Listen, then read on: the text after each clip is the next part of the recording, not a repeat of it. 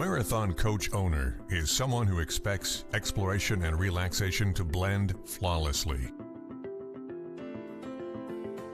For the most reliable, luxurious motor coach on the market today, look no further than Marathon Coach.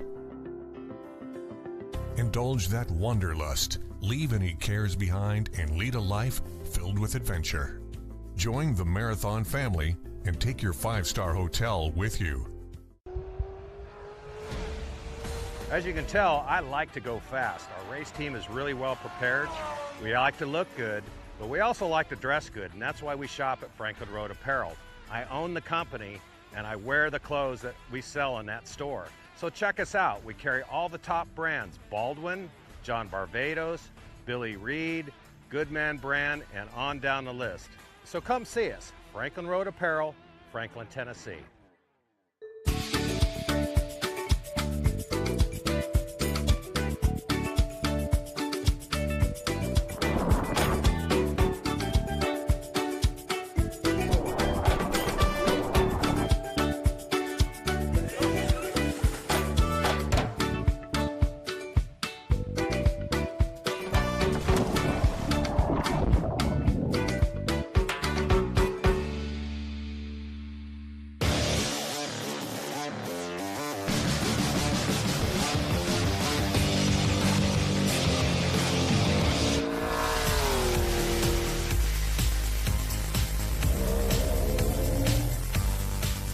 Everyone, welcome to the TA2 Franklin Road Classic from Watkins Glen. 3 rounds to go in the 2022 season for TA2, and it's really getting hot. Now, as is tradition here, every year at Watkins Glen, everybody comes out to celebrate how it all started here on these very streets before they built the international track up on the hill. And we're here once again with the Grand Marshal, Al Unser Jr., to celebrate that fact. Absolutely. And now I know you haven't been to this event and you haven't had time, you're always so busy, but this is great, and this is motor racing at its finest. Everybody's celebrating. We're actually standing on the original track and ran through downtown like this, and so all these people out here, they're just wanting to see all the old cars come and make a lap around the old track. Watkins Glen, a favorite of yours? Absolutely. There's so much tradition here. I won my IROC championships here in '86 and '88, and so my Uncle Bobby's raced here in Formula One cars and so on, so there's a lot of tradition here. Let's bring it up to date because we've got 3 rounds to go. 105 points still up for grabs, and several drivers and seasoned veterans, Cameron Lawrence here, Adam Andretti, I mean, they're all the big names are here, and of course they're all chasing Rafa Matos, who now has a 17-point lead. You know, that's not enough. That's nothing, okay, that's nothing. So with 3 rounds left, all those points up for grabs, it's anybody's race, and so they're going to be super aggressive. Again, Rafa, he's the leader, so they're all chasing him. What about Scott Borchetta, 3rd in Nashville? Would you put him in the seasoned veteran category? He is a rookie seasoned veteran, okay? I mean, he's done so well. Each race, he's gotten better and better and better. Nashville, podium, first podium, and he did a fantastic job doing it. He's out there really racing very smart. The man I want to talk about, though, is Thomas Merrill. He came into Nashville last time out on equal points with Scott Borchetta and then got hit from behind, had to come into the pits, and it just all went wrong from there, but he's still in the hunt. Yeah, absolutely. I mean, he is one of the contenders without a doubt. He's done a super job all season long, and so he's fast. And so, you know, that minor mistake that happened to him at Nashville, I doubt if it happens again. He's focused and ready to win this championship. Thanks for talking to us, Al. He's got a busy weekend, not only Grand Marshalling, he's also going to join me at the commentary booth. But Thomas Merrill, we just mentioned him. Let's find out what the latest is with him. He's with Ben Sissel. So I'm with Thomas Merrill, who has had a good season here as of late, won 2 in a row, then went to Nashville leading the points and got taken out. Unfortunately, you finished the race, but this shows how competitive it is in TA2 that you have to finish every race near the front end. Talk about the competition here. Well, it's as close as it's ever been, and that's part of the appeal for me. I love how competitive it's been, and it keeps everybody honest, and like you said, it's important to get every point that we can. So I was really happy to be on pole at Nashville because we really needed those 3 points, and it's a shame we didn't finish well, but we still have 3 weekends to get it done. So you're 17 points behind last year's champion, Rafa Matos, but then you've got Connor Mosack and Brent Cruz coming up. Talk about this new talent coming into TA2. Well, it's cool. It's part of what's made the series so competitive, so it's fun to share the racetrack with those guys. But there's a learning curve, right? Where there's an experience delta in the field, and you're seeing that with some of the car-to-car contact incidences that we see on the racetrack. So knowing your competitor is really important in that context, and knowing that they're likely to make a more desperate move because they're just new. They're still learning those lessons. So you have to know that from our perspective. Myself and Rafa and Mike, we've all kind of been there before, so we have to understand the point structure. Just a few more races left. What's your plan to win this championship? My plan has been the same since the start of the year. We have to win all the races. If we try to win all the races, we're going to be just fine. So if we just keep our head down and we do our thing, we have nothing to worry about. Well, you heard it here from Thomas Merrill, number 26.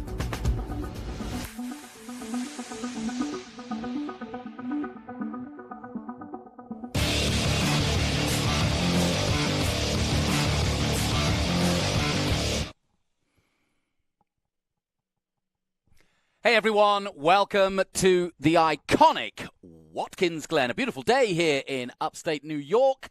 And this, of course, one of the great iconic American circuits. Everybody who is anybody in motor racing has raced at Watkins Glen if you've raced in America. And the Canadians, of course, coming down from just over the border over the years. We've had Formula One, and Trans Am has been coming here since it all began.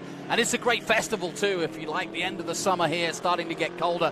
But it's still time to finally celebrate a little bit of camping and a little bit of fun, the end of summer. But we are at not the fun end we're at the business end of this championship with 3 rounds to go. That's here at Watkins Glen. VIR after this, and then we head to Kota for the final round, and that, of course, will be the finale, as it always is. We've got plenty of on-track as well for the SpeedTour, but we are turning our attention to Trans Am. 105 points up for grabs, and Rafa Matos, a 2-time champion already in 18 and 21, but needs to get some points on the board today. Very, very important indeed that he scores well, and he's got a host of very, very strong competitors up against him today. But he is fit and ready, and he's qualified in the top 5, and that's where he needs to go. So let's head down to the pits once again and join Ben Sissel.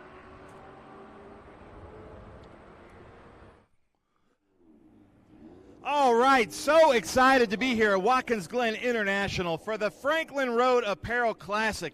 I'm up here at the front of our fan walk, grid walk, with our Motul Pole Award winner, Connor Mosack.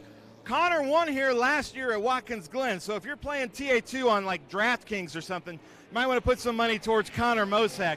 Connor, Watkins Glen has now become your favorite track. Tell us why. Yeah, we've had a lot of good speed here. Our Open Eyes Mustang is really fast. Great to have these guys back on board, and Team SLR is giving me a great car. I feel fortunate. We've had really good speed all year.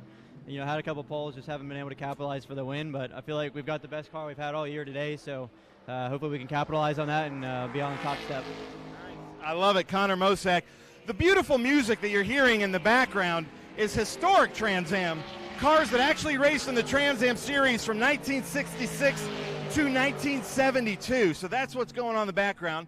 We're going to try to talk to Thomas Merrill, but he's doing his fan walk thing right here, talking and getting some autographs and doing all that, which we love. That's a part of these fan walks with Trans Am. But Thomas, if I could get you, come back here, Thomas. Let's talk to you a little bit. So because of some tire changes, you qualified 3rd, I think, officially, but you've moved up to 2nd. You're going to be neck and neck with Connor Mosack. When the green flag drops, what's your strategy? Well, we got a lot of runoff in turn 1, and we may need it. So I definitely have that in mind. The outside's not the worst place to be here. The main thing is to just be smart at the start of the race. It's like always, it's a long race.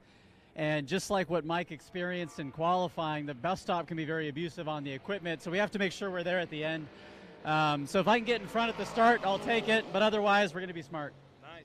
I love it. Thomas Merrill starting 2nd. Then Cameron Lawrence representing Franklin Road at the Franklin Road Classic. A little extra pressure here, starting 3rd. How does it feel?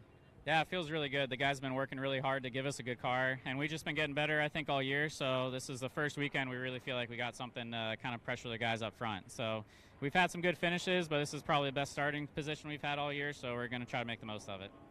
Now, one of the things that I love about Cameron Lawrence is these TA2 battles, even though they're, for some reason, 100-mile sprint races, but it is a war of attrition, and you always seem to just finish no matter how the car looks. So is that going to be a big key here at Watkins Glen?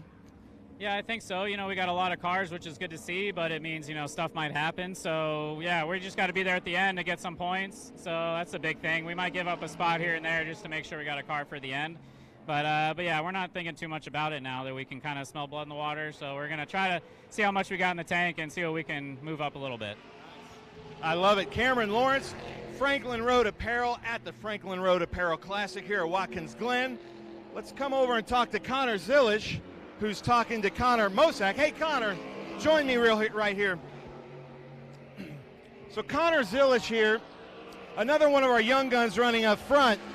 How does it feel to be here at Watkins Glen International? Yeah, this place is pretty awesome. So to be here in the TA2 car is a ton of fun, and you know, this track's really special. So hopefully we can get ourselves a good result here.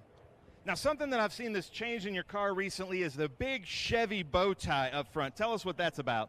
Yeah, you know, Chevrolet has been helping me with my career, not only in this series, but with late model racing and really just everything that I'm doing, not only on the track, but off the track as well. So they've been really, really helpful and beneficial to my career. Nice. I love it. Well, Connor Zilish, good luck. And one thing that you should know about this TA2 series is a lot of the other series, IndyCar, NASCAR, Xfinity, are all looking at these drivers because of the deep talent that we have here. But now we're going to go to points leader, Rafa Matos, running this beautiful three-dimensional services group. Rafa, I'm going to ask you some of my famous awkward questions, because I'm used to seeing you on the top step race after race last year on the podium, but it just seems like this year you've been fighting, and sometimes really fighting, for fourth or fifth, but you're at the top.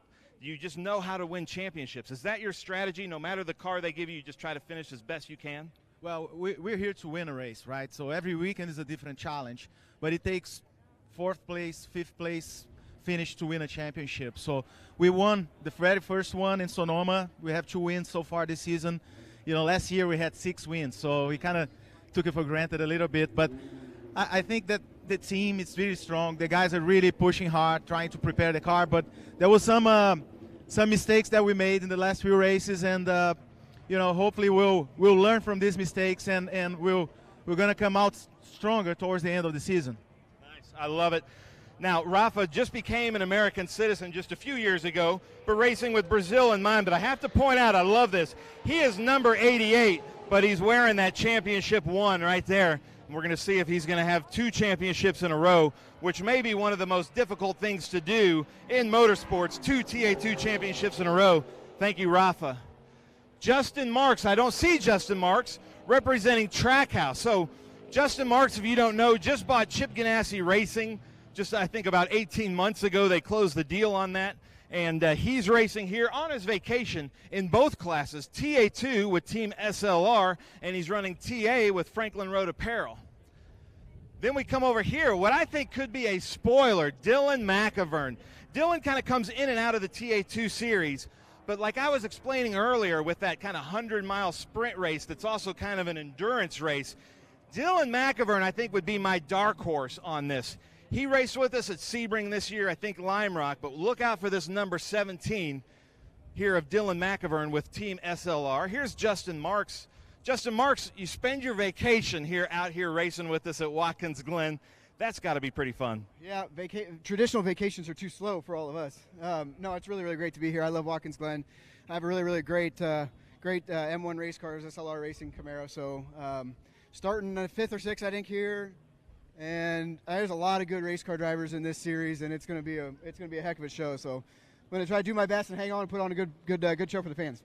So earlier, let's see if I was actually being truthful. I said a lot of team owners, a lot of people from different realms of motorsports are looking at this TA2 series for this upcoming talent. You as a team owner, are you looking and seeing what's going on and seeing who the talent is in this field? Yeah, that's why there's a blue Trackhouse car right there that I'm not driving, that Brent Cruz is. I mean, for sure, these TA2 cars are, you know, very similar to a NASCAR Xfinity Series car. And just the way the weight transfer is, and the tire management, and how competitive the series is. It's one of those racing series in America that's that we look at to see where the talent is. And between Brent and Connor Zilic and some of the guys that are super, super young in this series and super fast. A great place to look for talent. Nice. I love it. Thank you, Justin Marks. What an honor it is to have Justin Marks here running with us in TA2 and TA. But let's talk to Brent Cruz, who has won the last 2 races in a row, just 14 years old. But look at this beautiful blue Trackhouse TA2 car here. Brent, how does it feel?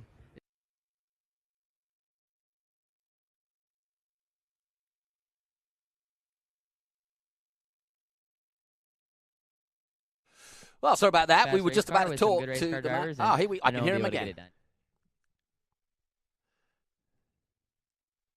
Road America, and then the Big Machine Vodka Music City Grand Prix. And speaking of Big Machine Vodka Music City Grand Prix, his best finish ever. Let me come.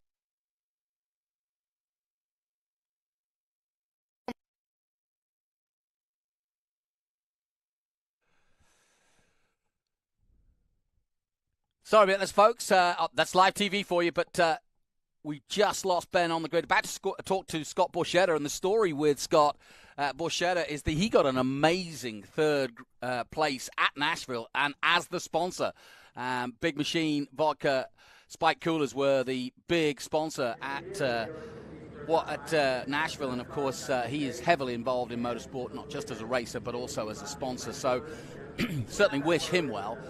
So Ben got caught out there for a moment, but we were about to hear from Brent Cruz, who's looking for 3 wins in a row. Having had a win last time out at Nashville, and that was a really impressive one. So we're looking forward to seeing very cool, calm and collected Brent Cruz, and he's just 14 years of age. I'll be joined in the booth by a rather slightly older anyway, but no, Al Unser Jr. will be joining me, the 2-time Indy 500 winner and 2-time champion of Indy, and looking forward to getting his views. He's been meeting some of the young guys this weekend, and that actually is his MO these days. He's helping youngsters get their feet wet into motor racing and giving the advice he can have, and there's no better person to have in your corner than a man who's done it, been there, got the milk, and done it all. And it's great to give back and a chance to get involved in Trans Am and single-seater racing as well, and that's what he's been doing. And Al, excuse me, as we were just hoping to talk to Brent Cruz, you spoke to him this morning, but he's a cool cat, isn't he? Absolutely, yeah. He's doing a great job, and you know, I mean, 2 in a row, and in the last few races, he's got something figured out. Okay, he's got something figured out, and he's with a great team. So, you know, we're looking for him to. He had a poor qualifying, so he's back 9th, 10th, something like that. So we're going to be seeing him come up through there. Yeah, we're going to see the best of Brent Cruz today, because he may be just 14 years of age, but he's never seen the Glen, never raced it, had a steering problem in the first session, missed that, had a very few, another problem because they thought they'd rectified it, and it still wasn't right. So he's had about 5 laps and 2 qualifying laps, and he's right up there. He managed to get into the top 10. He's 8th, and so definitely another man to watch, the number 70 of Brent Cruz. Who else have you met? What stories have you gleaned? Yeah, well, we went down and said hello to Evan Slater. You know, we're looking at him to run our single-seat open-wheel car and get from there. He's got Cube 3 as a sponsor, and so he's up and coming youngster. All these youngsters, I'm watching them, talk to them, and they're just so young and doing such a great job. So yeah, it's super cool. I know it's ridiculous, but it's not, because this is how you do get guys who turn out to be IndyCar drivers or NASCAR drivers. You know, I was talking to Connor Zilic, and I said, you know, he's connected to Kevin Harvick's management company, and I said, how did you pull that off? And he said, you know what, Colleen, his son, races in karts. We raced together. I met Kevin that way. He spotted me. He offered me a test, and the rest is history. And I think that's smart moves by all of these guys. He's even brought Kevin Harvick's old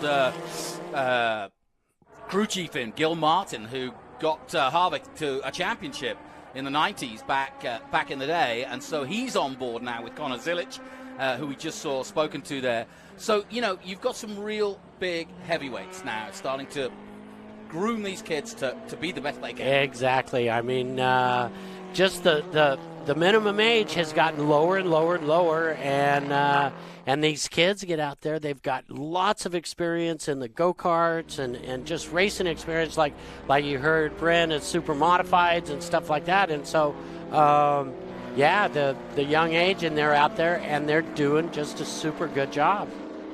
We were noticing that the grid is kind of skew-whiffed a little bit because Mike Skeen, who was very, very quick in all the sessions, had a spin in qualifying. He starts right at the back, or pretty much. So too does Tyler Casera, who's in contention for the championship. I mentioned 105 points. Well, Tyler's very much in that hunt, but he will start 40th overall. And so too Misha Goikberg, who was quick, but he too had a problem. And both he and Skeen have changed tires. Casera's changed engines, and that means that they will have to get through this Watkins Glen massive field of over 43 cars. Well, we're about to go racing. Perfect conditions here. Al Unser Jr. and Jonathan Green bringing you the action. We'll take a short break. We'll be back from the Glen after this. At Ryan, we seek to understand our clients' unique business needs and offer insights from over 75 years of experience. Our menu of integrated services span the entire life cycle of your building, from financing and development to design and construction to property management and maintenance. We think like building owners because we are building owners, and we work hard to assure that your building stays functional and cost-effective for generations to come. My name is Monse, and I am a senior at Cristo Rey. We bring high school students and corporations together to transform education. I work 1 day a week at Ryan Companies. There are Cristo Rey schools serving students across the country. Visit CristoRayNetwork.org and learn how you can become a corporate partner today.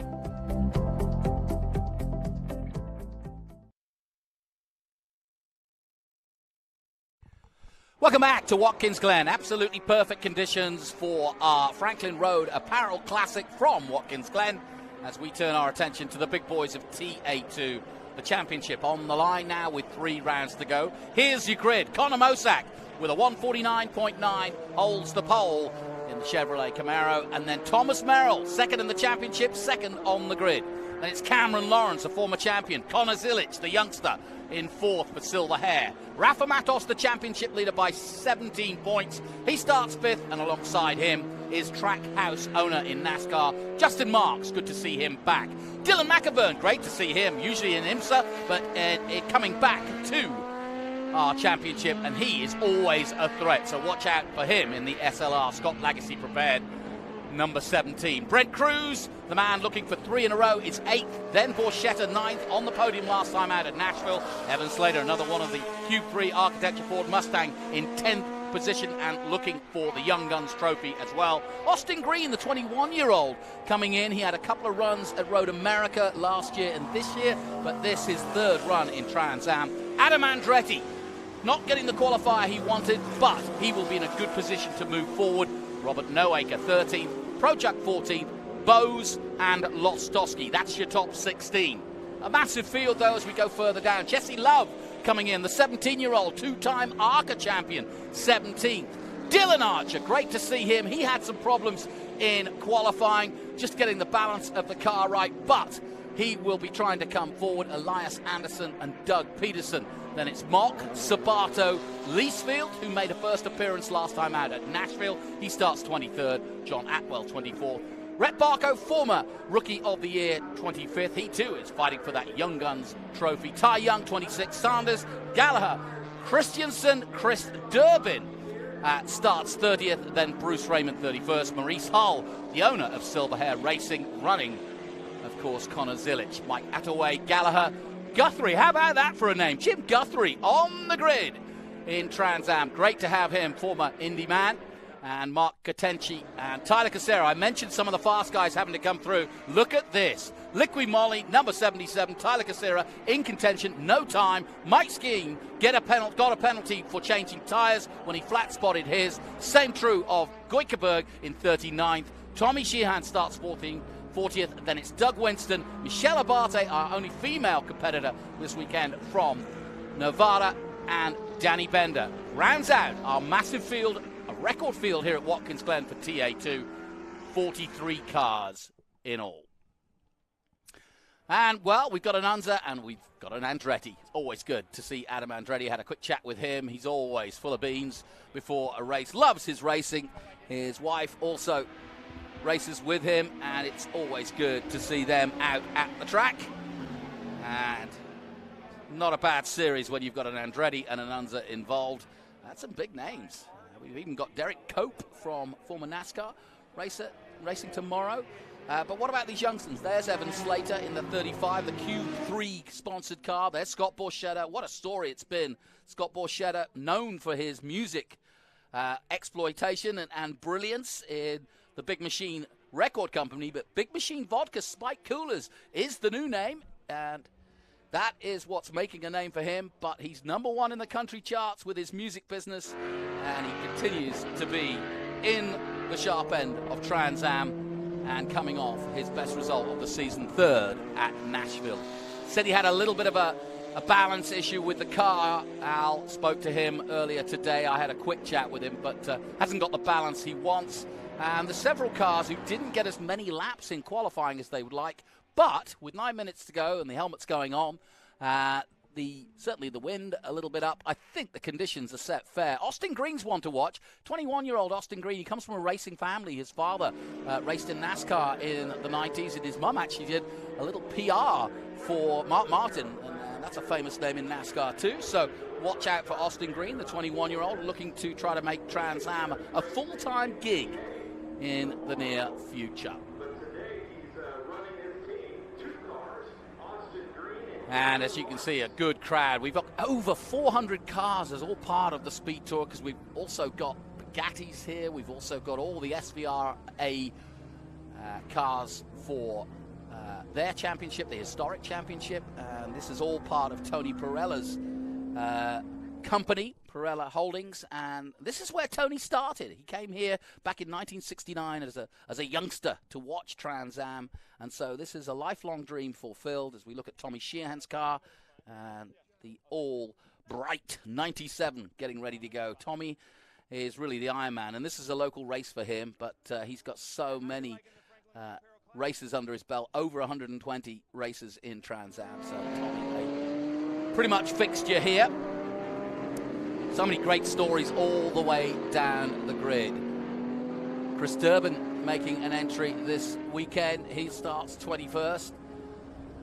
And also, watch out for Austin Green. He's got a good qualifying. He's ahead of Adam Andretti. He starts 11th on the grid.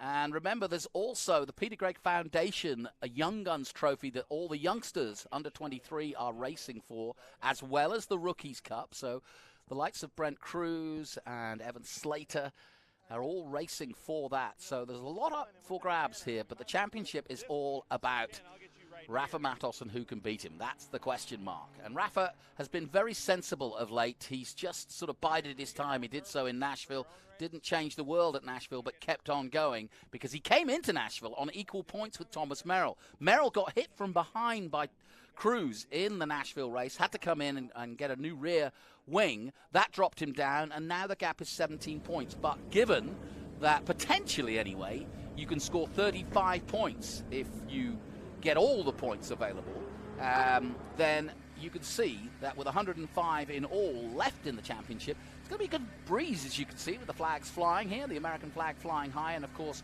we are all looking towards September 11th tomorrow, a very important day in America, and historically it's a very important weekend with the monarch in England, Queen Elizabeth II, passing away earlier this week. So a lot of thought process going on to this weekend, and we'll be celebrating their occasions tomorrow. Adrian Loskowski, this is a local race for him. The Hawk Performance Man will be on board with him in his Ford Mustang. And Ben Sissel, hopefully got him dialed in again, but let's head down to Ben. He's still there on the grid.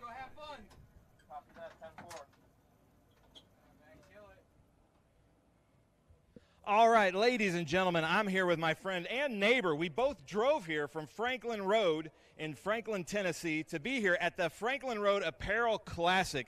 Ken, how does it feel to have your name, your brand on everything here this weekend? Well, Watkins Glen is the greatest racetrack in America, and I'm so proud to have our name on it this weekend. I love driving here.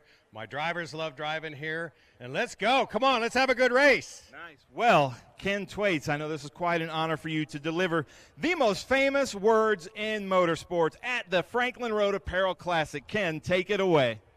Ladies and gentlemen, start your engines!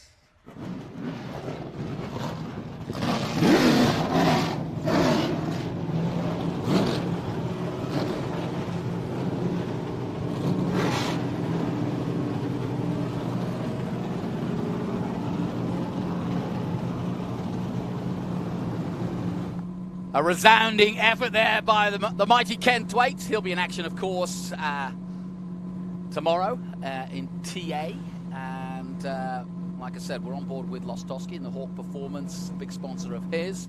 And this is a local man from this area, so he's looking for a big result. Got a lot of friends and family, I'm sure, coming to support him. 4 minutes to go till the green flag.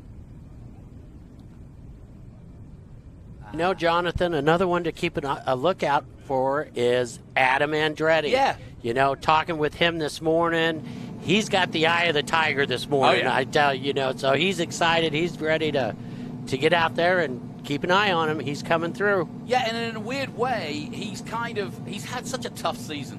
He was so fast, and when he got this ride with the Three Dimensional Services team, he came in and he challenged Rafa, and they were 1-2 at Mid-Ohio a couple of years ago. And from there on in, he's always been a contender. He was at the sharp end of Nashville. Him and Borchetta were going back and forth. Yes, they were. And, Adam's one of those guys that, is quick at all times. Now, we spoke to him, and he's now looking at the points. He's further down in the points because of the season he's had. So he sees himself in a support role to Rafa. So really, his job is, the pressure's off, if you will, and that is important to a racer. Yeah, I mean, he goes out there today, he's all just thinking about winning the race, just thinking about stealing points for his teammate Rafa, and so on. So, he's out there, he's gonna, I see him coming up through there, honest. Yeah, no kidding. He's 12th on the grid. He's got Austin Green, a youngster, just in his third race. He's got Evan Slater, the man you mentioned from Portsmouth, just ahead of him in the Cube 3 car, starting his career. And then Scott Borchetta, who they had a real ding-dong with at Nashville, is in 9th. Then Brent Cruz. So then Rafa Matos, his teammate, starts, 5th. So I think and we're on board with Austin Green. That's one of the men that he's going to have to try to get past Adam Andretti. We'll be on board with him. The Franklin Road man. He's coming in to race for Ken Thwaites this weekend. An interesting kid, actually, 21, and started in karts like everybody else, but he's been on and off and not really done that much racing, but got the bug because he comes from a family of racers. But there's the championship, 203, Thomas Merrill, 186, 17 points the difference. Conor Mosack, the pole man, 178, big weekend for him. Remember, he won this race last year. That was his first win. 23-year-old Brent Cruz looking for back-to-back-to-back, as it were, looking for 3 in a row on 171. And Tyler Casera very much still in contention if he can do something really special. Tyler Casera, a big performer here at Watkins Glen, but of course he's another one that starts further back.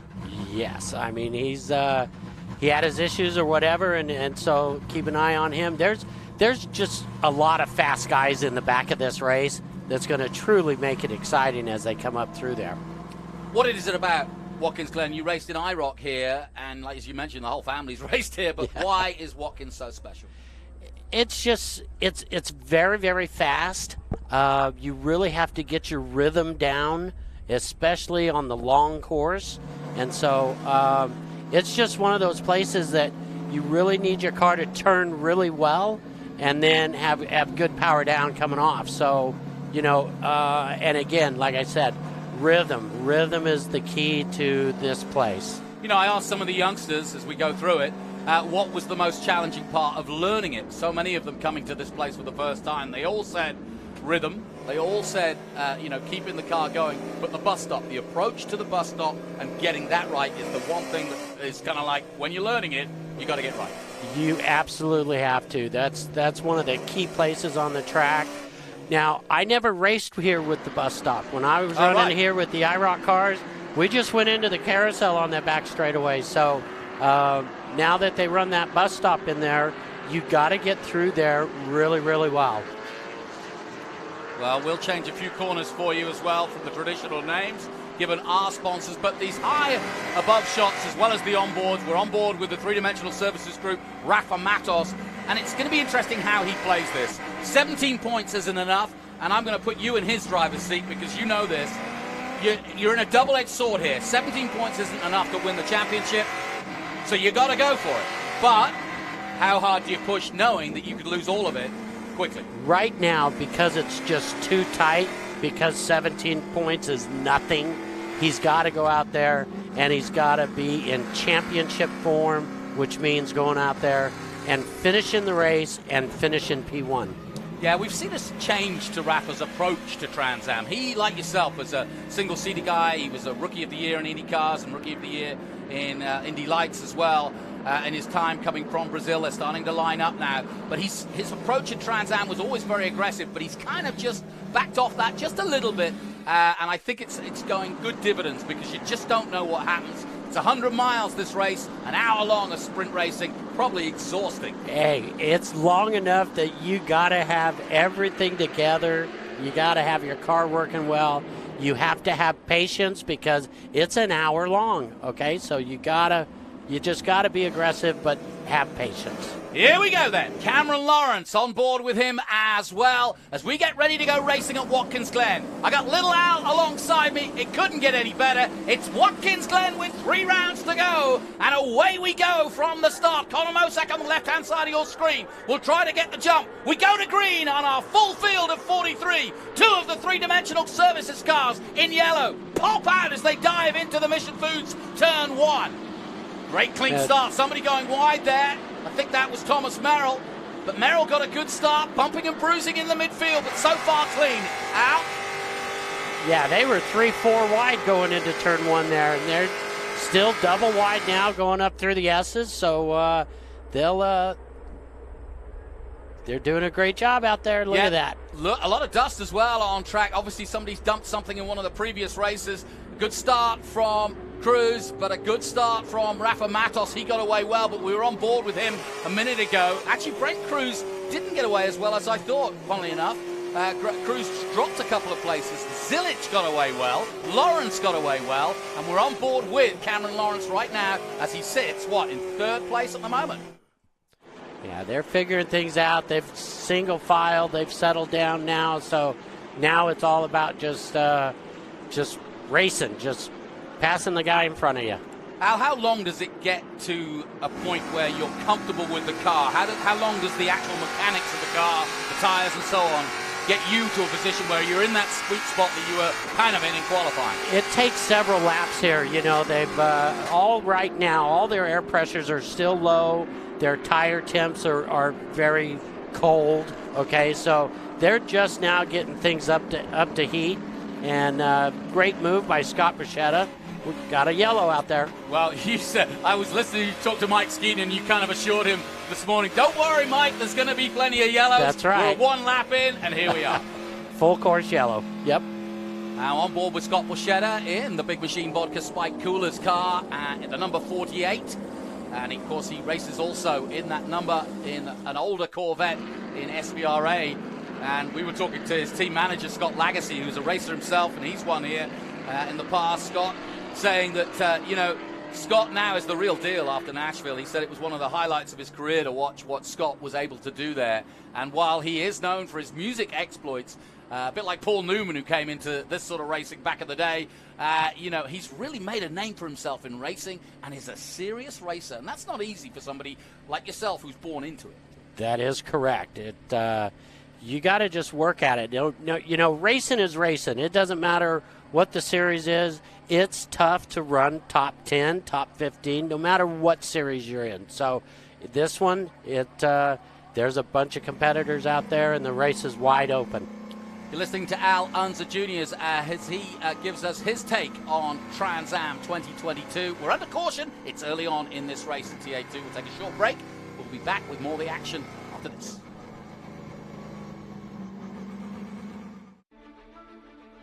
This is my house. My parents helped build it. Now we don't get wet when it rains. I don't get too hot or too cold inside. I can play with my sister, I can play with my brother, I can play with my mother, my father, my family. This is my house. This is my house. This is my house. This is my house. This is my house. Visit Habitat.org to find out how you can help more families like mine. A force of nature?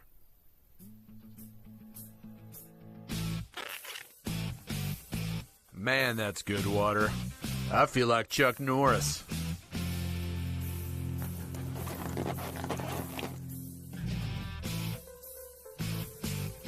Seaforce water is a force of nature. What can it do for you?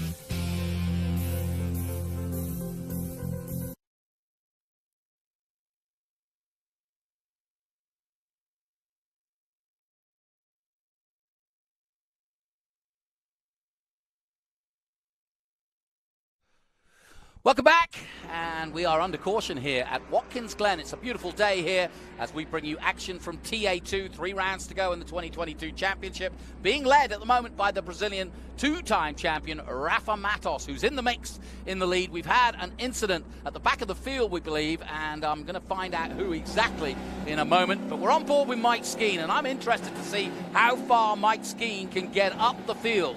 But he hasn't had a lot of time. He knew there would be the potential for restarts, and he just wants to get as many good getaways as possible. So we'll keep an eye on how far Mike Skeen gets through this race. And the funny thing about Mike Skeen is he's not doing the full season this year, but whenever he's in the car, he basically is at the sharp end, and that's no surprise. He's also chasing the IMSA title. They're toing and froing. He's up to 31st, Al. How far can he get?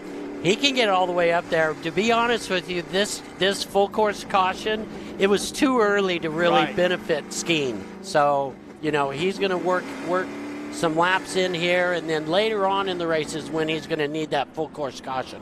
Well, Tyler Casera is right there with him as well, the other man who had an engine change. Tyler in contention for the championship in the number 77. 14 distribution Liqui Moly, turn 14 distribution Camaro, and he is up to 30th position, so they'll want to get a good restart. But we went to the drivers' meeting, and there is a little concern about the restarts for those chasing at the back, trying to get away, because you can't overtake until you actually cross the line here, and that's tough at the back. Exactly. That was the big discussion. The drivers were really wanting restarts. When the green falls, they can start passing immediately, but the officials are going, no, we're going to hold back on that, and so they cannot pass until they reach the start-finish line on all starts. What about this kid, Evan Slater? 10th at the moment, still starting his career, but he's definitely somebody for the future. Definitely.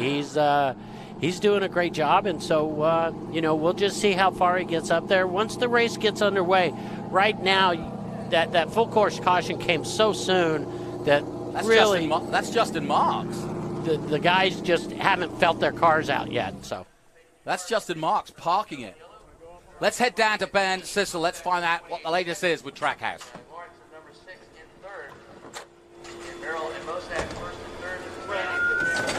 here, Jonathan and Al, we've got Justin Marks came in. It smells like and looks like a big drivetrain issue as he comes in very disappointed, the number 99 with M1 race cars and this beautiful Trackhouse Chevy Camaro. But I also noticed a little bump here on the back left corner of the Chevy Camaro. Not sure what's going on. I'm going to try to talk to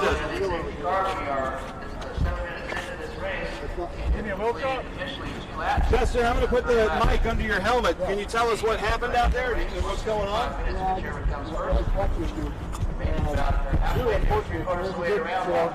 Good first half of the first lap, and I was excited to go racing today, but just a parts failure. It happens in racing. So you're going to bring it to us tomorrow in the TA race then? Yeah, I mean, it's nice to race 2 cars that have 2 chances to win. So I hate it for these guys, bummed out, but they've done a great job. The car was real fast. I'll come back and do it again soon. Nice. Well, that's Justin Marks with Trackhouse, this beautiful SLR Camaro. Just unfortunate. He's been racing long enough to know that these kind of things happen. Al Unser Jr., Jonathan, back up to you in the booth.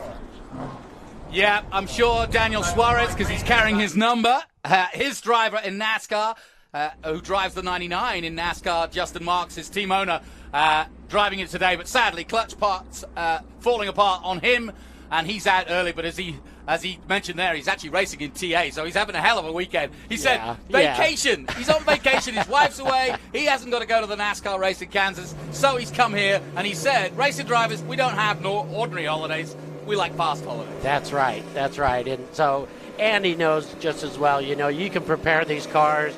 They're real race cars. Those are real race machines out there pushing everything to the limit.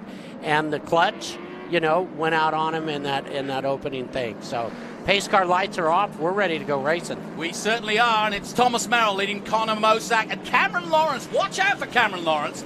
He, of course, races for Ken Thwaites for the Franklin Road Apparel team, and of course this is the Franklin Road Apparel Classic, and I think Cameron Lawrence has got his tail up. He hasn't had the best of seasons, 2-time champion back in 13 and 14. Now what can he do in 3rd place at this restart? The Honda Civic will pull off, and the race will be in the control of Thomas Merrill, who got beaten up last time out at Nashville and wants to turn the 26 into a win. The Bridge Hall HP Tuners, Cope race cars, Ford Mustang leads them to green. And we'll be on board with Cameron Lawrence. Away we go then. Down towards the first turn, the Mission Foods turn 1 here at the Glen. Great start from Mosack. Tucked right on behind Thomas Merrill as they dive into turn 1. Lawrence got away well. Zilic is right there. Just where Matos needs to be. Somebody going very wide indeed, but gathers it together as we're on board with Rafa Matos, the championship leader in the 88. Wonderful onboard shots there, through the funnel and over the bridge, but a good clean start, just what we wanted. Brent Cruz just popping out in the number 70, so Trackhouse still represented, but he can't get past at the moment. Cruz starts in 9th position. He had Justin Marks in 8th. He's out. Borchetta's ahead.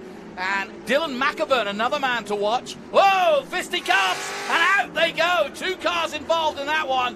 One of them, the 43. And that was a big moment because I'm trying to work out, that's Roberto Sabato in the number 43 for the 6th gear garage Ford Mustang. And the other is the 02.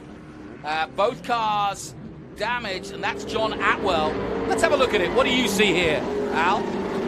They're just 2 abreast going through there. There's only room for 1 car. So they both got together. It looks like they both restarted again, though, so... Yeah, as you say, 2 doesn't go into 1. No, so, that's a one line bus stop through there. Have you been amazed at some of the names that you're seeing here? We saw Jim Guthrie, we saw, some of the names that you've seen in the past just suddenly popping out of nowhere. Yeah, and it was great to see Jim. I tell you, he's from Albuquerque, my hometown, and he's done a great job in the Indy cars and so on back in the day. So it was great to see him out here. Well, as you mentioned, both of them got going again, and we're still green as one of the silver hairs. That's Connor Zilic makes his move on Cameron Lawrence. Lawrence goes wide. Both of them go wide, but Lawrence having to take avoiding action. But more importantly, Zilic is through. Yeah, right now they're just feeling their cars out, seeing where they are. If they made overnight changes, they're filling those changes out right now, and so we'll just see what happens here as the race goes on. All of these youngsters, pretty much to a man, all get involved in either late model or sprint cars. And, as an Unser, how important is the dirt in your learning curve for you and your family? Well, for me, it was critical. I went from go-karts to sprint cars. It taught me how to be super aggressive without running into anybody. And that was key when I went into the Indy cars later on in my career. But I also think the dirt teaches you feel. what's underneath you, how much you've got, where the line of grip is, and also when it's going to go. Now, you've got a lot more grip here. Everybody's been talking about how much grip they're getting at the Glen, but you start to feel when you've done that kind of racing where it is. And where that's critical is when the tires start to go away. That's where you really use your throttle to hook up the tires and not burn off the rears. You're nice to the front tires when you start feeling them go away. And that's what the sprint car was all about. You know, Al, I'm looking at Rafa Matos here in the all-yellow 88. He's doing what I exactly thought he would. Stay with the leaders, keep out of trouble, keep a gap between yourself and the man behind, but stay with the leaders. Yeah, it's important that he stay with the leaders right now, but then just stay with them. He doesn't need to go up there and pass them and so on. There is a good view of Evan Slater right there. He's hustling up. He's coming up through there. Yeah, it's been a good run. Evan Slater very much in the run for the youngsters, looking for that Young Guns trophy. He's very much in the mix with Brent Cruz and Connor Mosak. And Rafa Matos, there he is. Yeah, that's exactly where he needs to be right now, early in the race. Let's just run the laps. Let's see what those guys do when they start mixing it up in front of him. He doesn't want to get involved in any of that. Yeah, I noticed he's got a little bit of a body flap on the left-hand side as we look at Scott Borchetta in the number 48 coming up just behind Andretti. And yeah, interestingly, what's good about Rafa in these 100-mile races is his ability to save the tires till that last 10 laps, and that's the golden spot. That's what it's all about. Yep. And I think I saw Rafa's do that right turn 1, first lap at the original start.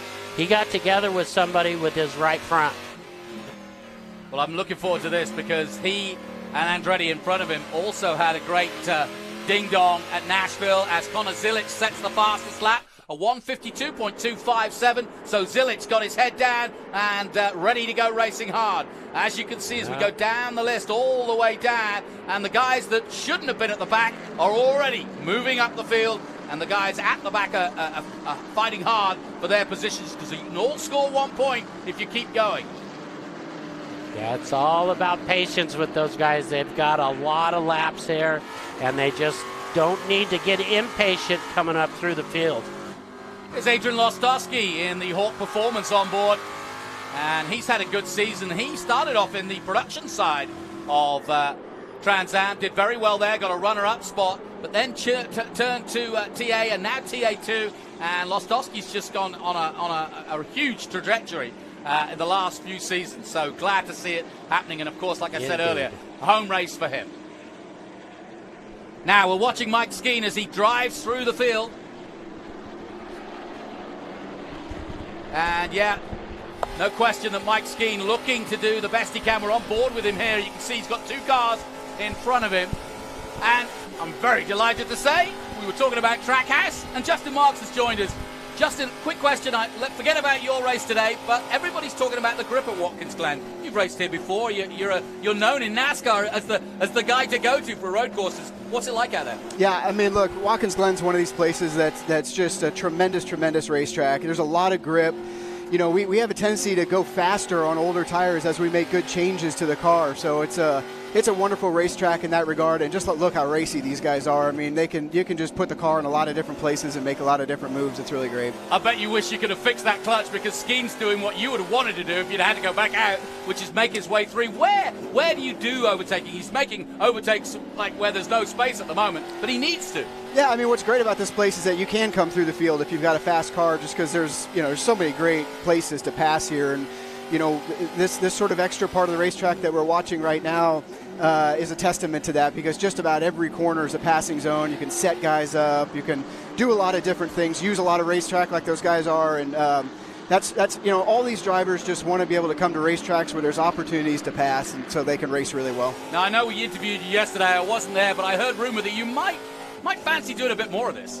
I love the Trans Am series. I mean, I do maybe 1 or 2 races a year, and I'm doing both this weekend. Obviously, wish that we had an opportunity to race this one, but the cars are fun, the tracks are great, it's a well-run series, and it's just just look at all these guys, right? I mean, it's a huge field of cars, a lot of different battles going on, and I've done a lot of different kinds of racing, and when I leave my day job to come have fun, Trans Am's the place to do it just because the competition's so good. Well, let me ask you, as somebody who's done all of it, from trucks to Xfinity yourself and Cup car racing, I've been mentioning the youngsters. You've got the color, your colors on Brent Cruz's car, and obviously everybody's looking at him.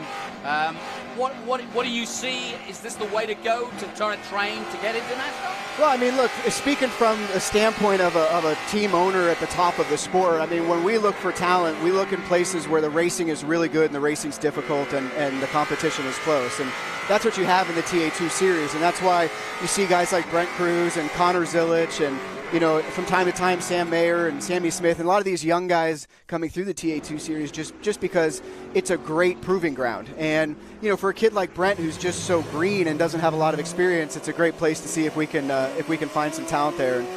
Now, I'm not sure what happened to Cameron Lawrence, but he was going slow for a moment and he's way off contention.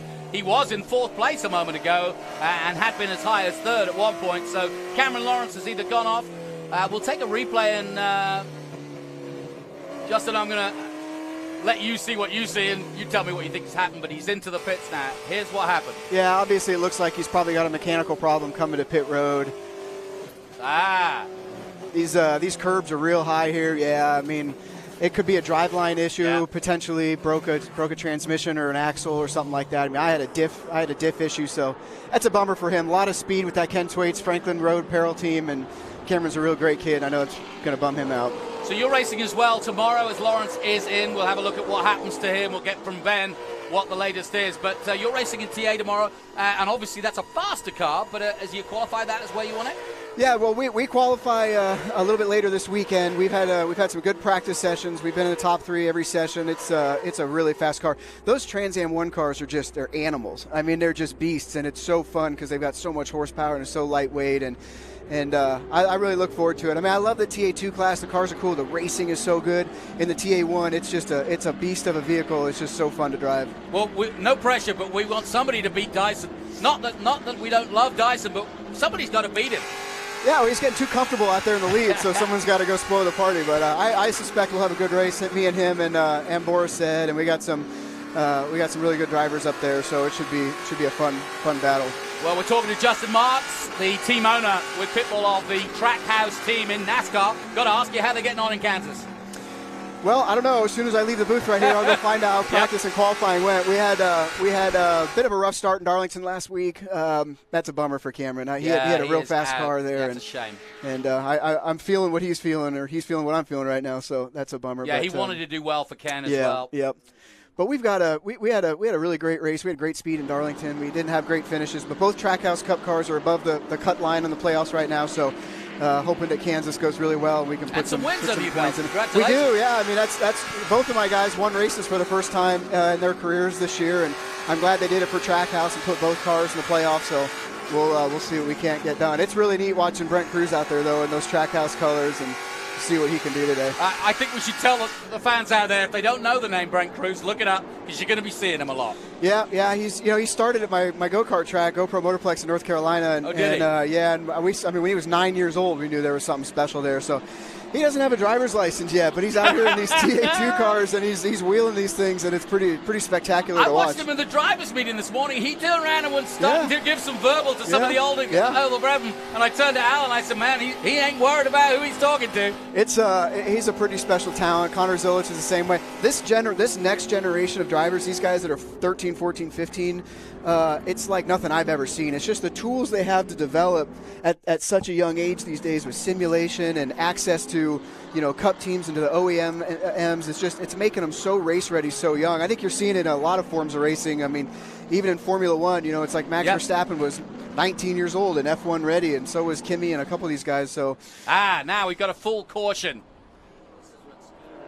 and as we're looking at our Franklin Road Classic, we are under our second caution here again, and that is bad news for Connor Mosack, leading the race at the moment, ahead of Thomas Merrill. Mike Skeen already up to 3rd place, folks. That's how far he's got. He's got ahead of Connor Zilic. We've been listening to Justin Marks. I'm going to let him go and let him catch up with his daytime job and get ready for tomorrow's race. Thank you for coming in. I'm sorry about the clutch.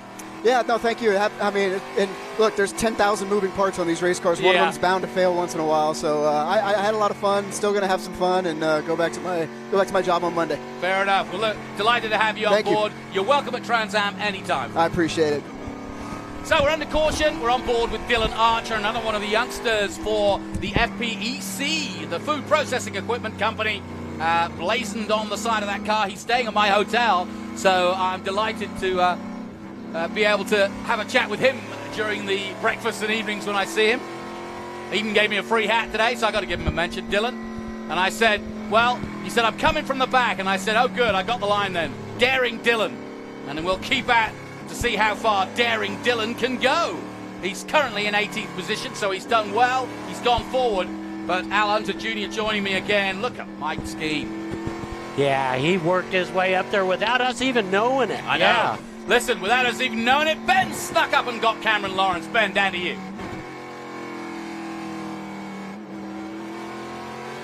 All right, another one of our front runners out with some bad luck, a tough break. Cameron, you look like you were really fast out there in that Franklin Road Apparel car, but what happened? Yeah, all these guys, Franklin Road Apparel, Showtime Motorsports, probably the best car we've had all year. So we're running really well up front. You know, got checked up and ended up running fourth, but we were happy with where we're at and our pace with the car.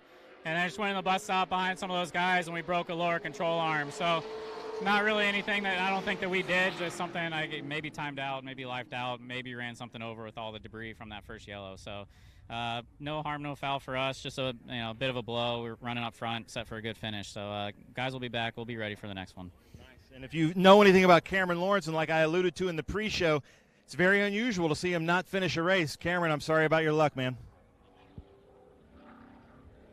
Yeah, real shame for Cameron Lawrence because he is representing Franklin Road on the back of there. And, of course, this the Franklin Road Apparel Classic. And that, of course, is Ken Plate's business in Nashville. And Ken will be in action tomorrow in TA. But you heard him at the top there giving you the gentlemen start your engines. And he'll be watching on. So, sadly, Cameron Lawrence out.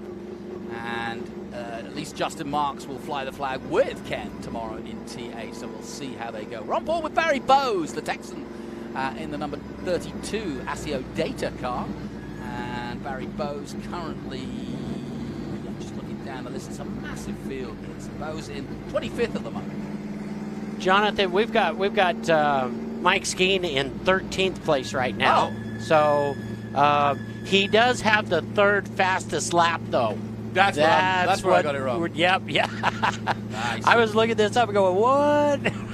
So, no, this is what Skeen wanted. He wanted that yellow right now so that he could close up on the lead. Just want to remind people our CBS sports coverage for TA2 Watkins Glen, presented by Big Machine Vodka Spike Coolers, premieres Wednesday, September 14th at 7 p.m. Eastern, and then it's repeated same night at 9:30 Pacific. So look out for that. Sorry, that's at the same times at 9:30 Pacific. Look forward to that. Looking forward definitely also to the TA. So both the TA and TA2 races will be on the CBS Sports Network. Connor Mosak is right second place behind Thomas Merrill. Connor has the fastest race lap of the race right now. So he's going to be looking for that lead on this restart. Yeah, looking forward to the restart. And the restarts are so important. And while we've got a little time under caution, let's head down to Ben once again.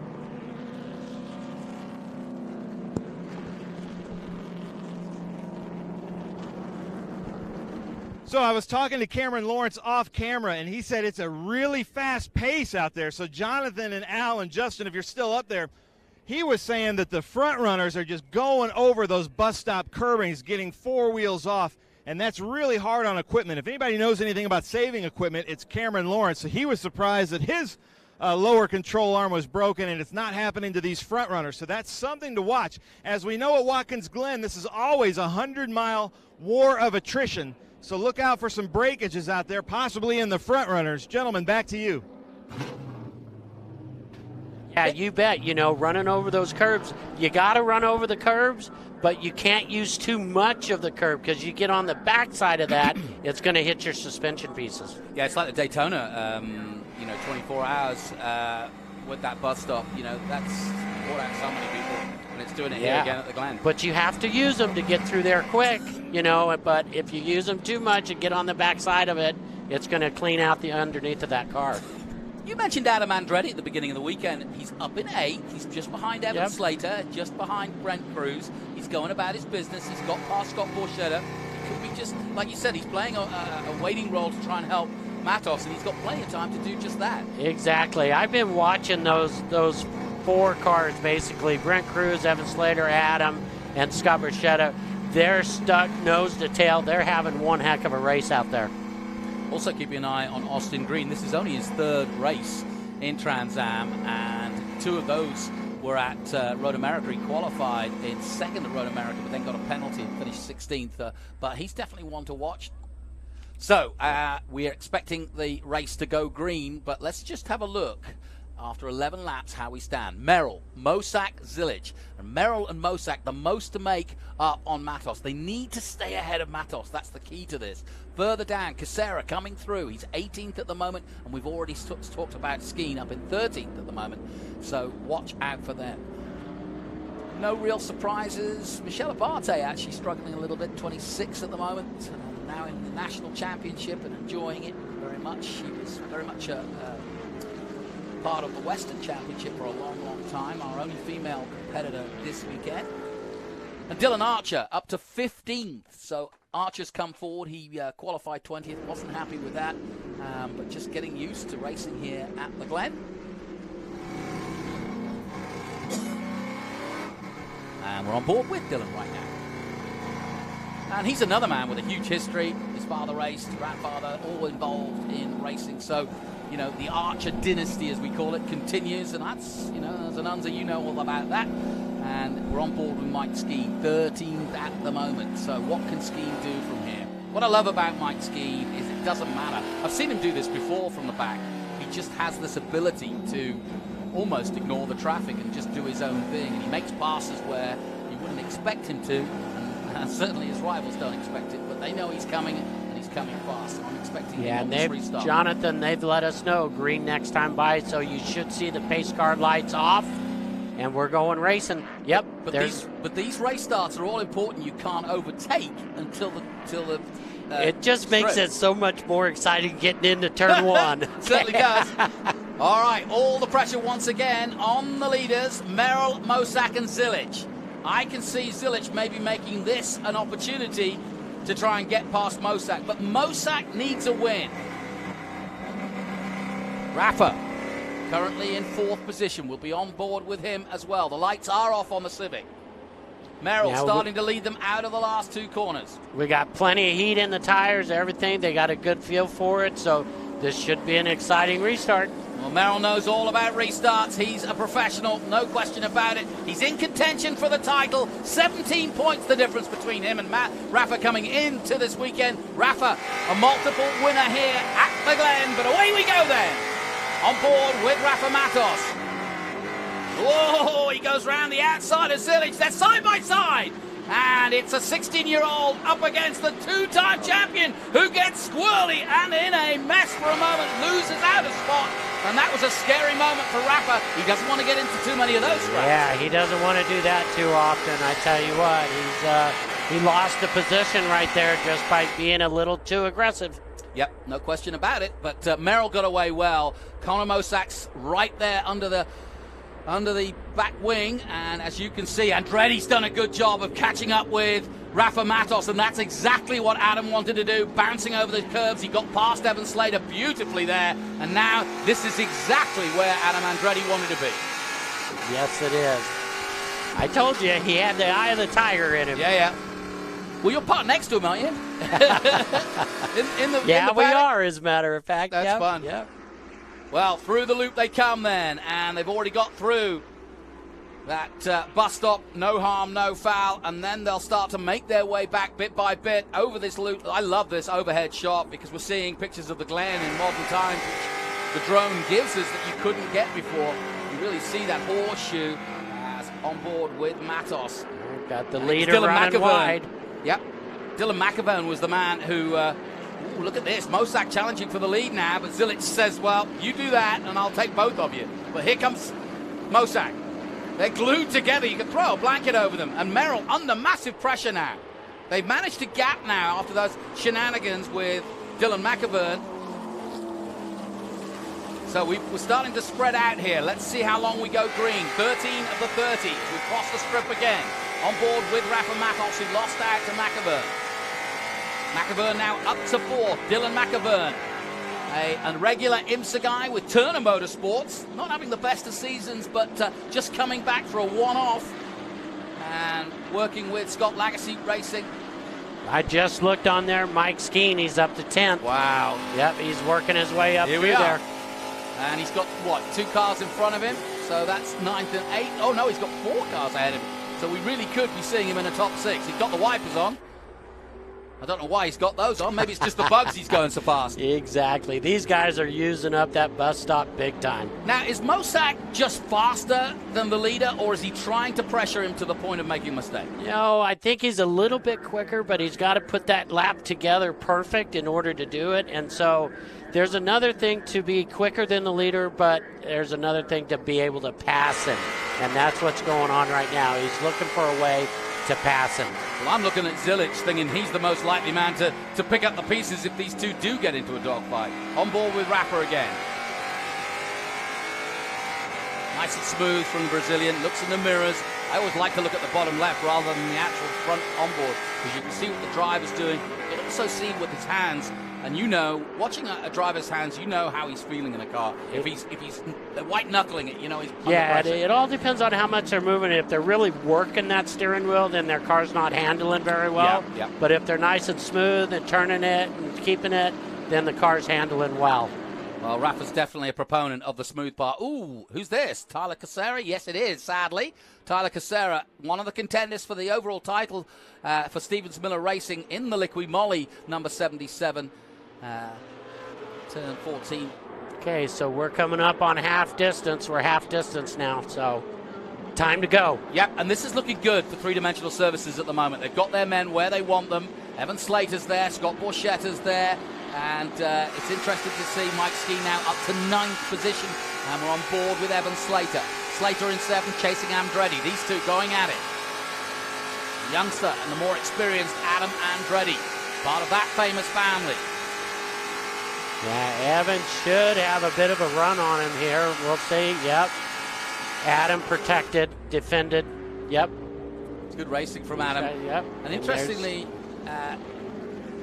so Adam's protecting and Skeen's coming. So he's also waiting for Skeen because they want all 3 cars to get points and take points away from those chasing Rafa Matos. And that's why Skeen, I think Doug Peterson, who owns the team, I think that's why it was amazing, this plethora of talent at the beginning of the season. And I said to Adam, how's that going to work? How are you going to have Mike Skeen, yourself, Rafa? Is that going to work? He said, yes. He said, because we've all been around the houses. We all know what we're doing. Yep. And we're all working together. That's the key thing. You get great talent. They start sharing their data with each other, and it just makes the whole team better and better. And I just looked. We got a new fast lap of the race, Thomas Merrill. He started feeling that pressure. He put one together, and now he's got the quickest lap of the race. The man from Salinas, California. Yes, Thomas Merrill, very much an accomplished guy. And, you know, when you look at it on paper, you know, Rafa's got 2 titles under his belt. Merrill does not. So every race is so much more important. He really does want a title. His parents grew up at Laguna Seca, taking him every weekend, and his brother. Let's hang out with Austin Green and take a look at a youngster, just 21 years of age. What do you see here, Al, as we go on board and do a lap with him? He's nice and smooth. He's just taking care of his equipment right now. So, being good to the brakes. Yeah, he's doing a great job getting through turn 1. Now going up through the S's. You try your hardest to run flat through here. And when you got everything right with the car, like he just did, he was wide open all the way up through there. It's a good handling race car. Yeah, you can hear the car not fighting him, as it were. Best lap of 1:53.06. He's currently in 14th position, just behind Lostowski, but he's got some work to do as he goes through the bus stop, the Big Machine Vodka Spike Coolers bus stop. Yeah. Yep, nice and smooth, nice and done. You can hear from the way he's using the throttle as well. He's nice and smooth on that too. Exactly. His downshifts, all that. Yep. Yeah, his dad was a former NASCAR champion back in the 90s, so he comes from a family of that. His mum did PR for Mark Martin, so always good. Yep. And he's got a good name in green. I like that. Yeah. I mean, he's doing a great job. Absolutely.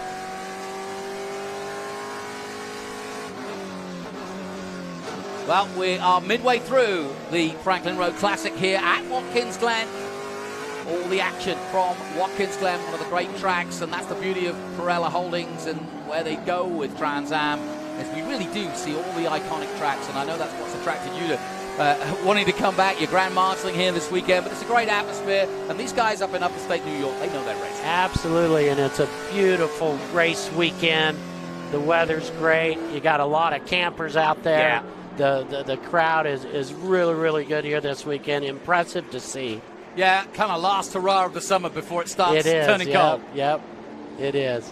Well, there's Lostowski, and we were seeing Austin Green chasing this man, the number 3 Hawk Performance car. And it's been an up-and-down season, really, for Adrian Lostowski. If it wasn't for bad luck, he wouldn't have any. And but he's out there today and looking for a decent result. Now, at the front, here comes Connor Mosack in the 28. Side by side, and he's through at the bus stop. Beautifully done. Great pass. They each set that up. That was such a great pass. Well, Connor Mosack has been wanting to lead a race for a while, and Merrill will have to rebuild on that one. But Zilic now in third place will be thinking, do I need to do that too? He may be, you know. We'll just see what happens now with Connor, if he can pull away from Thomas there. Well, that really was an excellent maneuver. We were talking about the bus stop being a one move, but have a look at it, Al. What do you see? Yeah, he defended, and he didn't care, you know. He just came right up through there. Great pass, just a great pass. Well, there really wasn't a lot that Merrill could have done there, really. He did the right line. He had to keep that line, but that was just good racing. It was super good racing, yep. Now, we'll see if this second group, which is obviously Matos. Oh, Matos! Looking up the inside of McAvern there for a moment. And it looked like Mike Skeen behind him passed a couple of the guys. Yeah, I think he got Adam and Evan. Well, that makes sense. Adam would have let him go. So, onto the straight they come. And Matos looking for a way past Dylan McAvern, who's an accomplished driver in his own right. These two have raced each other around America for quite some time now. The two teammates right together there. Yeah, it's going to be interesting to see how Skeen plays this now. Here we go. Skeen right there with Andretti. And really, they want to work together to kind of go forward to see if they can catch up with Matos. Still got the wipers on. But flat out Skeen now, just under 150 miles an hour, just over now. And now does he make a move on Andretti? Andretti not finding him, but into the bus stop they go. Yeah, Adam was defended. Adam wants to keep Mike behind him. Yeah. Well, that's, you know, like I said, they work together, but the beauty of it is they're all very accomplished drivers.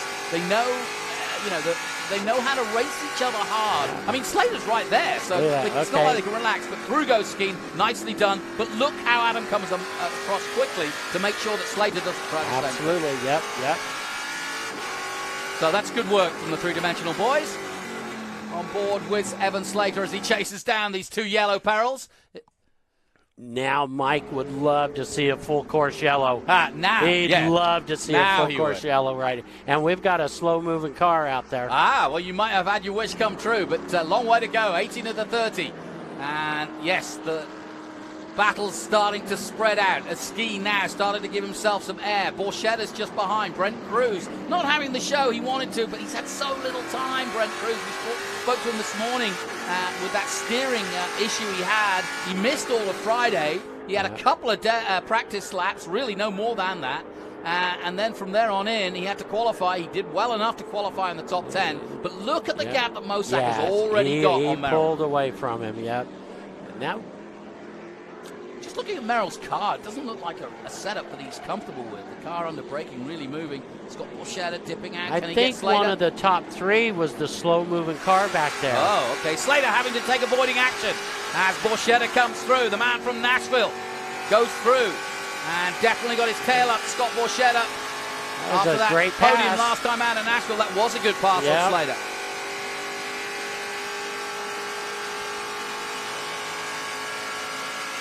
Slater's car sounds top speed on 162, and we were talking to Dylan Archer, who said he couldn't get up to 160 top speed, and that's hampering him, so he was struggling with top speed overall.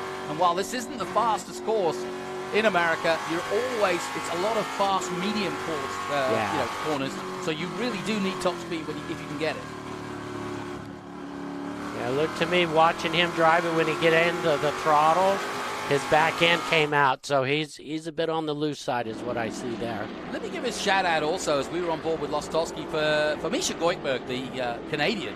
And this is obviously for BC Cars a home race in many ways. The Canadian border not that far away, a couple of hours. And Misha doing also a good job because Scott's making a move on Adam. Whoa! Yeah. And these two have some history from Nashville. They love racing each other, but they're both off track. And back comes Evan Slater. Slater comes through. And here comes Cruz. Wow, 3-way battle, and Scott Borchetta's managed to get in front of both of them. This is great racing.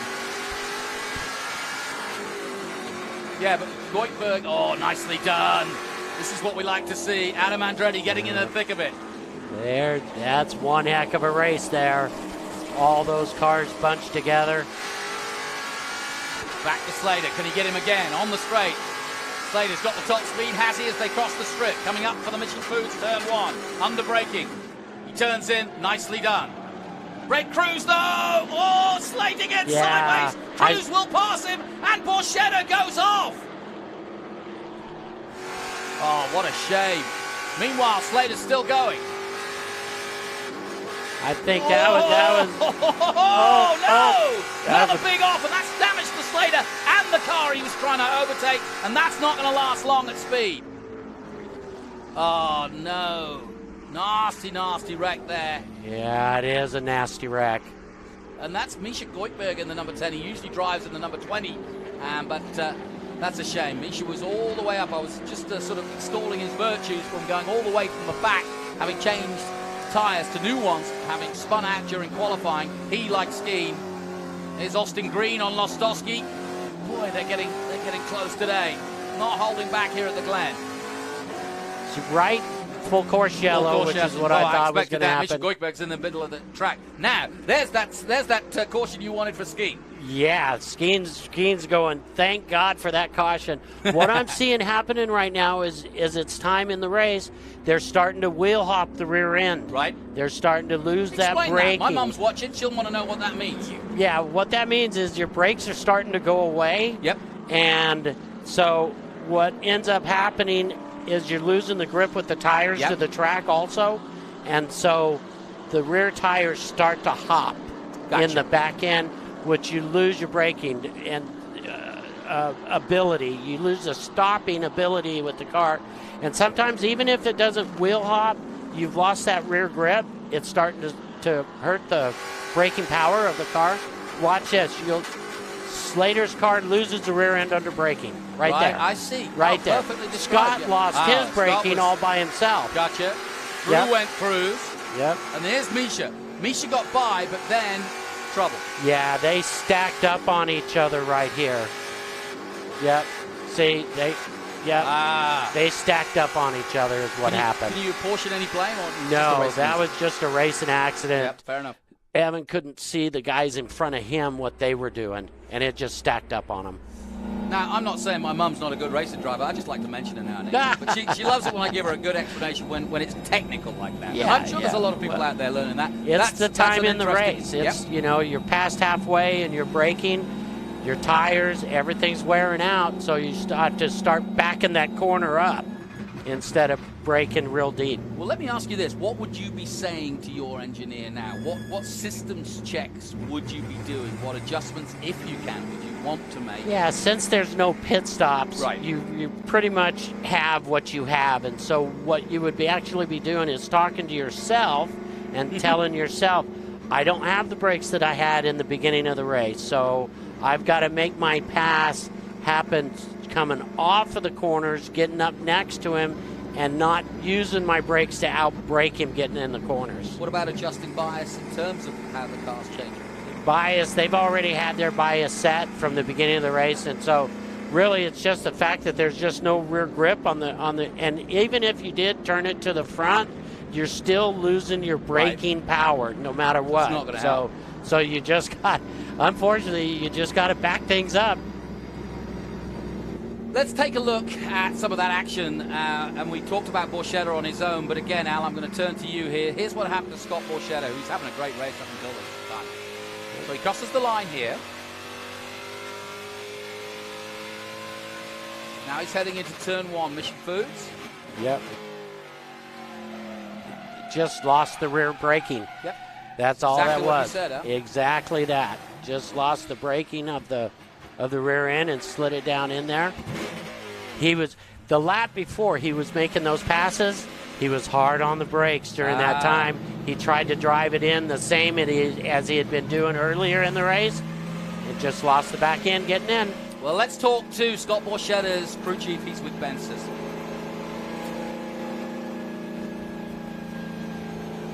All right, well, I'm here with Dylan Hellman. Dylan is the crew chief for Scott Borchetta in the Big Machine Vodka Spike Coolers car. What's your driver saying? He fell back. He was running really well up front and then fell back. Looks like he might have gotten knocked off a little bit at turn 1.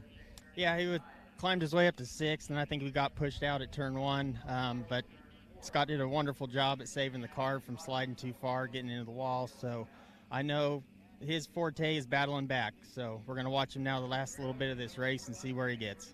All right, well, Dylan Hellman calls it. Look for Scott Borchetta and that number 48 to climb his way back up to the top here at the Franklin Road Apparel Classic at Watkins Glen. Gentlemen, back to you. Great work, Ben. Thank you. And, yep, that's Scott Borchetta. He's back and running. But, I mean, the car's not damaged, but will he now be more aware of the problem he's got? Yeah, he's definitely aware but everybody has it. Right. Everybody has it. Right. So, you know, you just got to be careful. You got to actually down those straightaways, you give a little pump to the brake pedal with your left foot, give a little pump to it, and then go in and brake into the corner.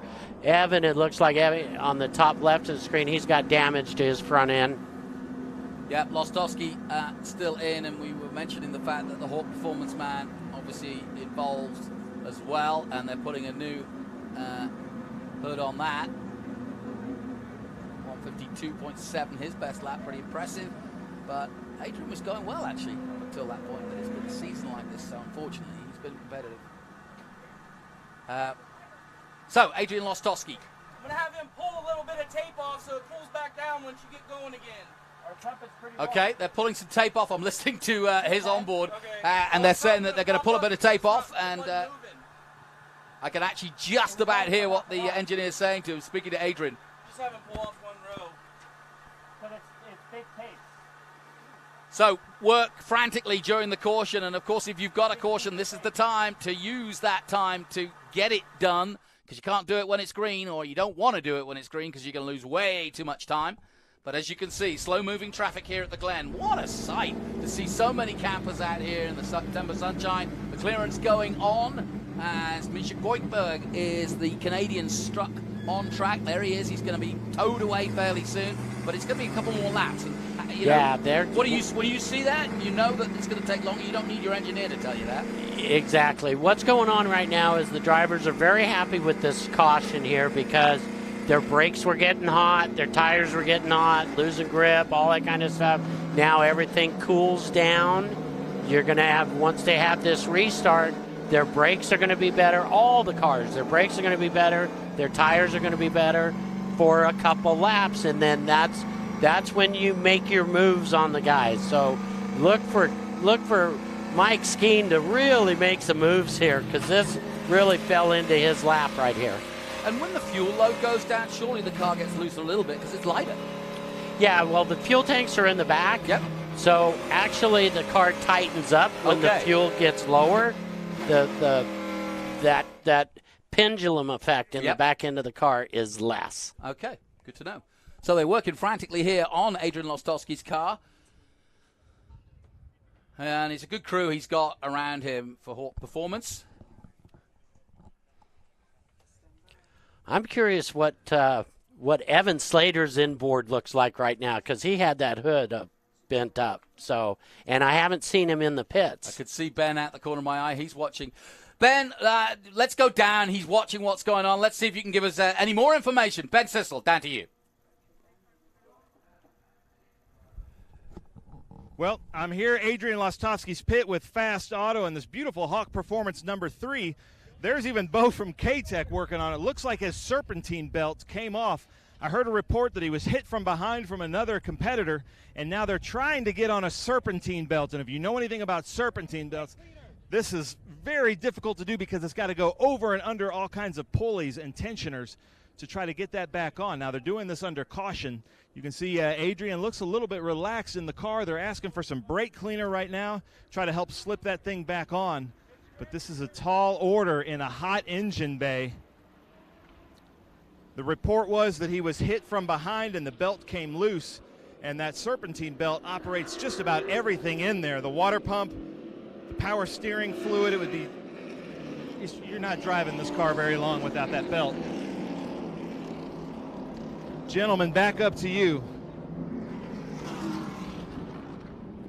Great stuff, Ben. Thank you very much. Yeah, and that's the thing. Yeah, you don't really give it much thought for. They haven't got gloves on, and they're inside a very, very hot engine. It is hot up in there. They're truly trying to work and not burn their fingers off.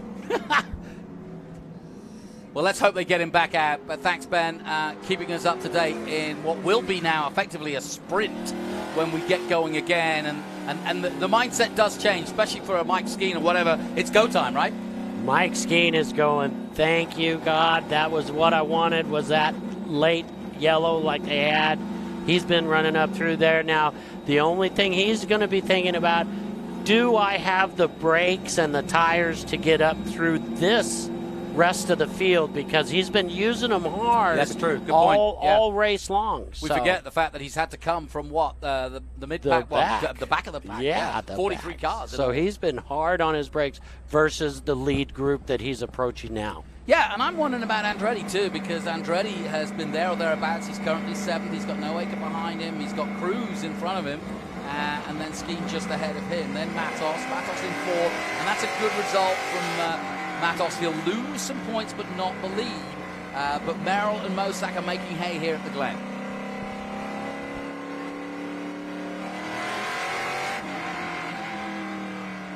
What's your procedure in terms of knowing that you're going to be going back to racing? You've got to start thinking about the mechanical grip of the tires and the heat. What else? They're just making sure their tires are clean. That's what he's doing, moving back and forth. Really concentrating on staying in the groove, not getting out of the groove where you have that pickup, and really just like I said, keeping his tires warm and clean. That's all he can do right now. He's not using his brakes hardly at all because he doesn't want to put the brakes on. He doesn't want to put any heat in there. It's just nice and easy right now. Yeah, so because you can help the tires by using the brakes, but at this point in the race, you just want to weave like he's doing because you don't want to. He's just settling everything down right now. We've got a few more laps. He went by the accident. He saw definitely 1 to 2 more laps under yellow. So he's looking in his mirror. He's seeing Mike Skeen and he's going, oh no. I'm sure that Raffle would like to have a go at Dylan McAvoy. Let's head down to the pits. Ben is right in the thick of it as always before we go racing again. All right, I'm with Jeff Hawley here with Silver Hair Racing. Connor Zilish, one of his cars was in 3rd place, looked like going for 2nd, a rocket ship, but then had to come in. Was it a tire change, Jeff? Yeah, he had a right rear go down. I'm not sure if it was a racing incident, but him and Merrill had some contact, so unfortunately we had to come in and put a tire on. So So can he climb his way back? Yeah, I think so. Well, we're going to give it a shot right here, so we'll see. All right, we're going green this time by. Back to you, gentlemen. Just what we wanted to hear. They're lining up and getting ready to go, and this is key now for Connor Mosack. He's got to get this right if he wants the win. Merrill needs it badly, 2 though. Away we go. Green flag waves down to Mission Foods, turn 1. Good start from Mosack. Side-by-side stuff now, just behind. Dylan McAvern and Rafa Matos. I knew that Matos would have a pop. And Skeen looking for it. He's watching this battle too. Wiper's still on. But through goes Matos on McAvern. Here comes Skeen. He's going to try to do the same. And now Mike's going to try to get a run on him down this backstretch. Here we go towards the bus stop. Here comes Merrill. This is a chance. Can't quite do it. Here comes Skeen. He can't quite do it. Cruz is in there. Field starts to spread out. Great racing all the way through. Here's the battle. Skeen on McAvern. But where? It's feathering the throttle, being careful, but getting on the power as early as he dare. And you can see there's just not a lot of room to overtake. Yeah, that's... Rafa did a great job putting that car, passing that car. Yep. Wow, this has been top draw racing by some very, very good proponents of the sport. And right at the sharp end, the youngster Connor Mosack made his name here at Watkins Glen this time last year with his first ever Trans Am win, and he's going for back-to-back here. Here comes Skeen again on McAvern. Oh, he's almost alongside. If he gets the drive, he might have another go. But McAvern, the experience showing, and Cruz waiting to pick up the pieces, likewise Slater.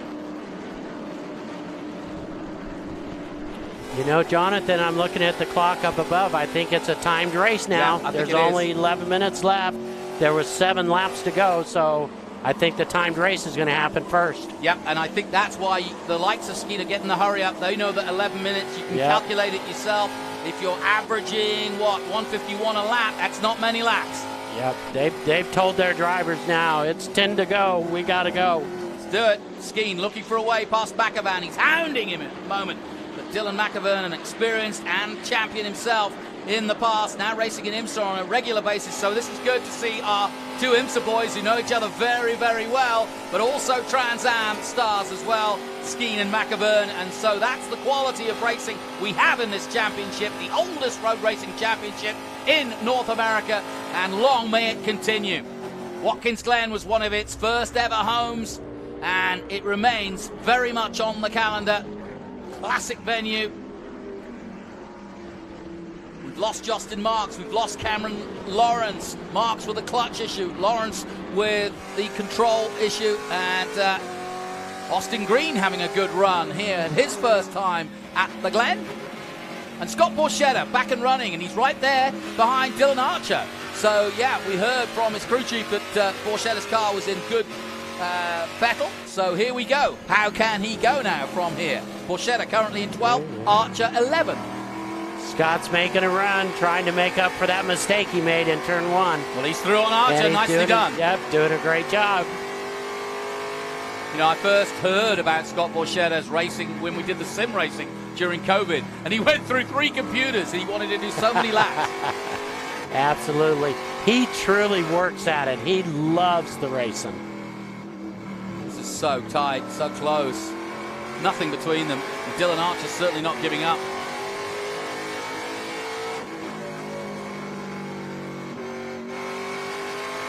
So hard to work out. They're all doing the same speeds.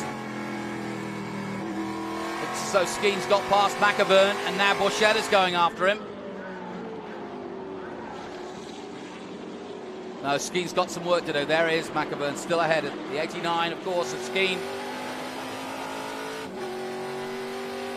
Robert Noaker, we've hardly mentioned him. He's in 7th place at the moment, ahead of Austin Green in 8th. Andretti's dropped to 9th. Jesse Love up to 10th. This is his debut, the ARCA 2-time champion. Just 17 years of age. Great to have him on board. And another Toyota Junior joining the ranks. There's 4 laps to go. Connor Mosack just set the quickest lap of the race, so he's trying to hunt that leader down. Well, now it's a case of who's saved enough to really go for it. Borchetta all over the grass. Pushing on as Barry Bowes in the 32 will have to get out of the way, I think. They're getting it on over there. Dylan Archer on board with him now. Barry Bowes is the 32, and that's all. Rhett Barco in the Challenger, making a challenge. Nicely done by the former Rookie of the Year.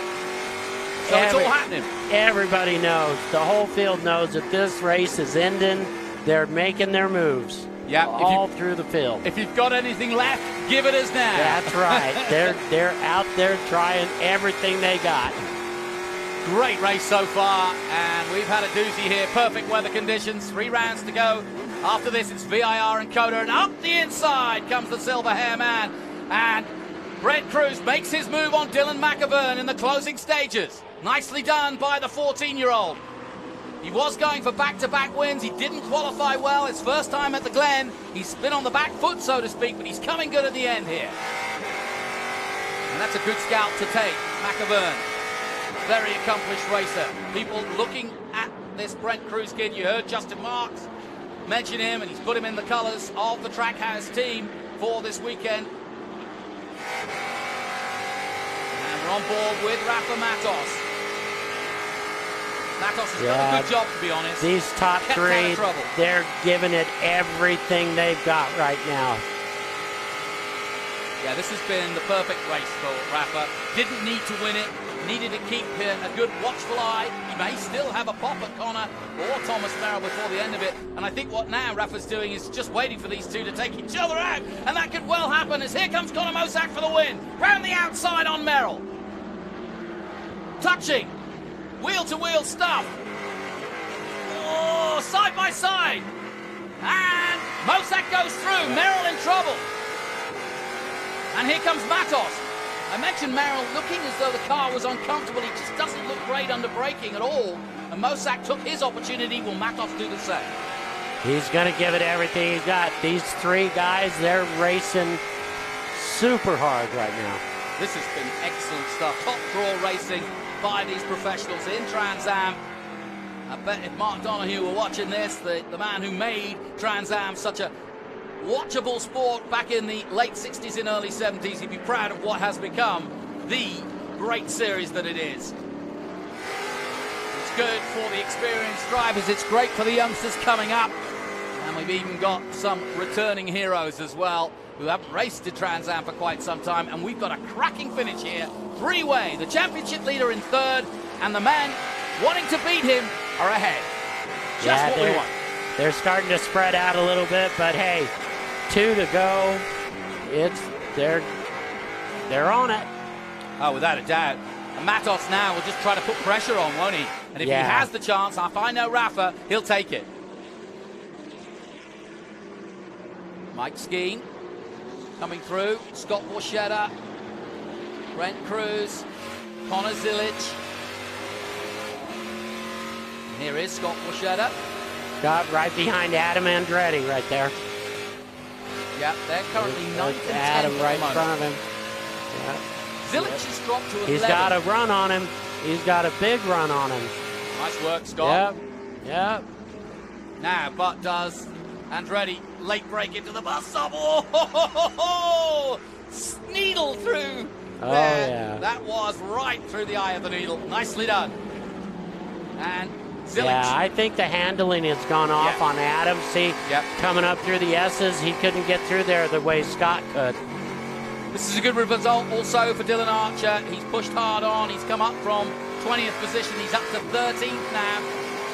And he's just behind Jesse Love, also making a debut here. Jesse Love, so another youngster like Archer.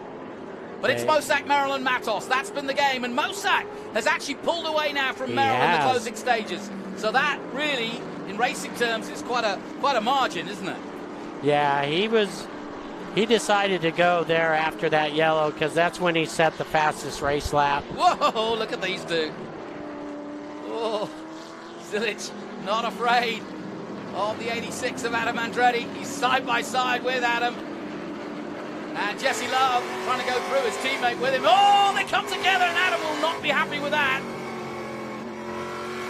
Adam's been racing for quite some years now in Trans Am and he doesn't need a 14-year-old banging and busting his car up. 16-year-old, excuse me. Borchetta up to 9. Zilic drops to 10. Austin Green now 8th. Robert Noacre, we've hardly seen him on track, but he's 7th. So much action through this. There's Jesse Love in the number 80, spreading right out. And we're back on board with Barry Bowes, who's been right in the thick of it for most of this race. He's in 14th at the moment. Good result for the Texan. Oh, this is great racing. Yeah, look at this. 4 wide. Oh, Yep. debris coming off one of the cars, or being thrown up on the track anyway. Into the bus stop then. Closing stages. Everybody's making big moves, and somebody gets turned around there at the exit. Damage to the back of the number 5 of Connor Zilic. Dylan Archer trying to catch up with these boys. Archer in 12th at the moment. Still Mosak leads from Merrill. Mosak gapping by almost a second now at the front on Merrill. This should be Mosak's if he keeps where he is. 0.9454 at the moment. Matos still 3rd. He'll maintain that now for sure. Skeen doing a remarkable job. Al to get all the way up to 4th position. Yeah. Remarkable. This has been one heck of a race. So then, well, we said at the beginning of the weekend, watch out for Connor Mosak. I know Scott Lagacy will be watching on the sidelines, delighted with his efforts. He got pole position yesterday.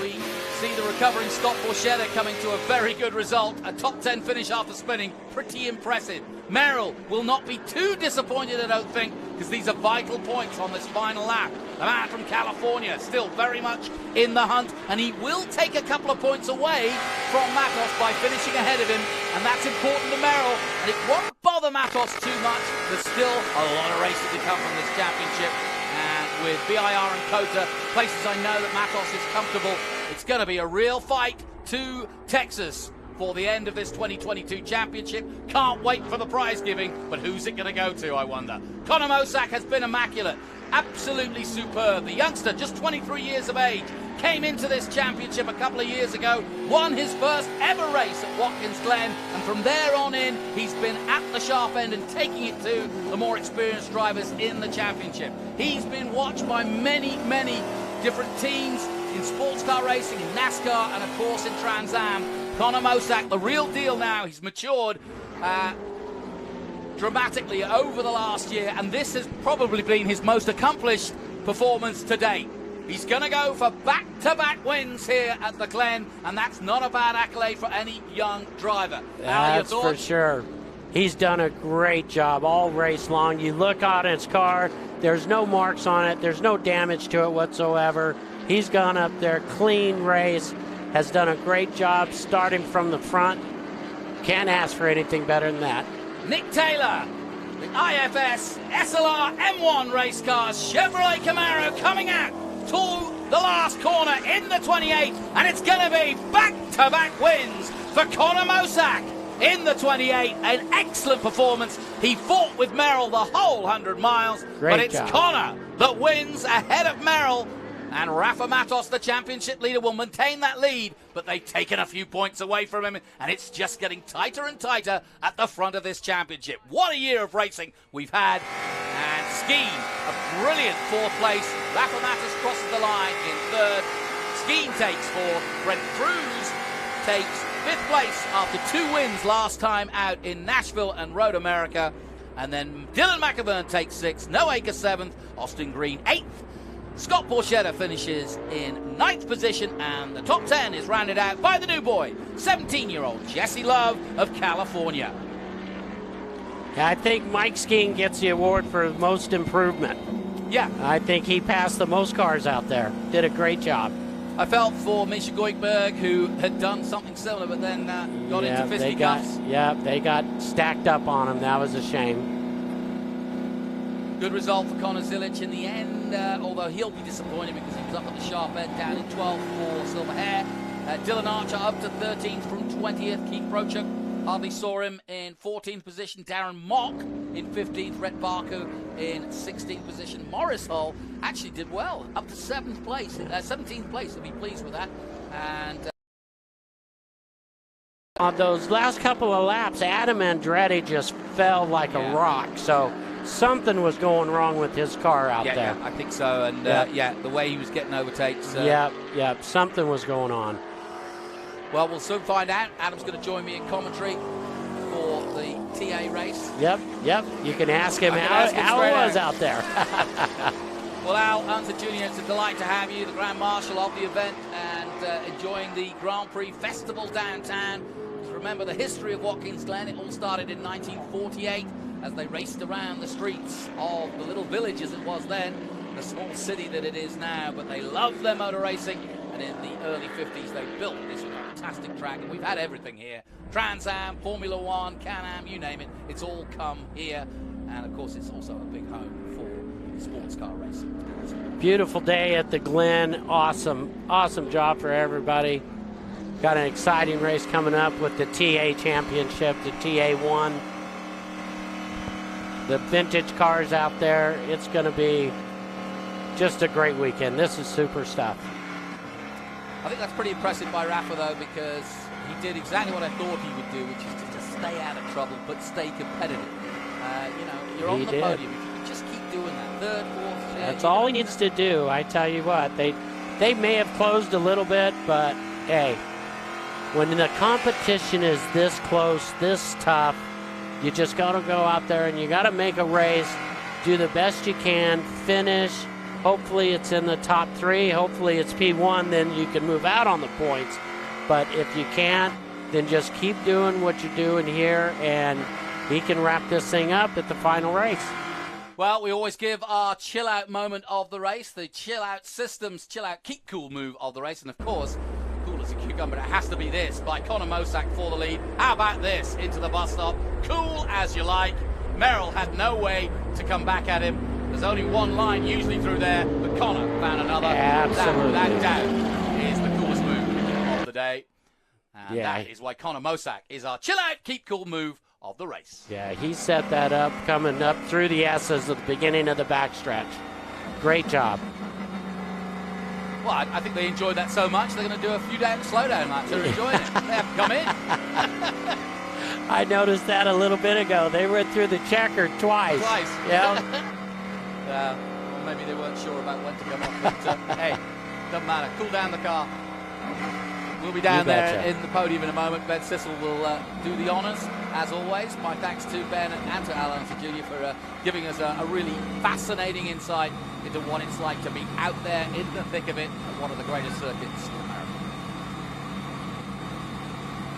Plenty of action still to come. If you're watching on the live stream, stay with us. We've got plenty of SVRA, all part of the SpeedTour. Over 400 cars gathered here this weekend. We've also got a special Bugatti. Not parade, a race, and those cars dating back for as far back as 1926, the year that Queen Elizabeth II was born. So we're up on things here. We know what's going on. So then, well done to Conor, and I think we'll see this young man with the curly black hair with a big smile on his face when Ben Sissel gets to him. He deserves that one. That was top draw. We always see Conor there or thereabouts, but he's been disappointed this year because he's been picking up podiums, but not race wins. Let's head down to Ben Sissel. He'll be taking our winner in just a moment.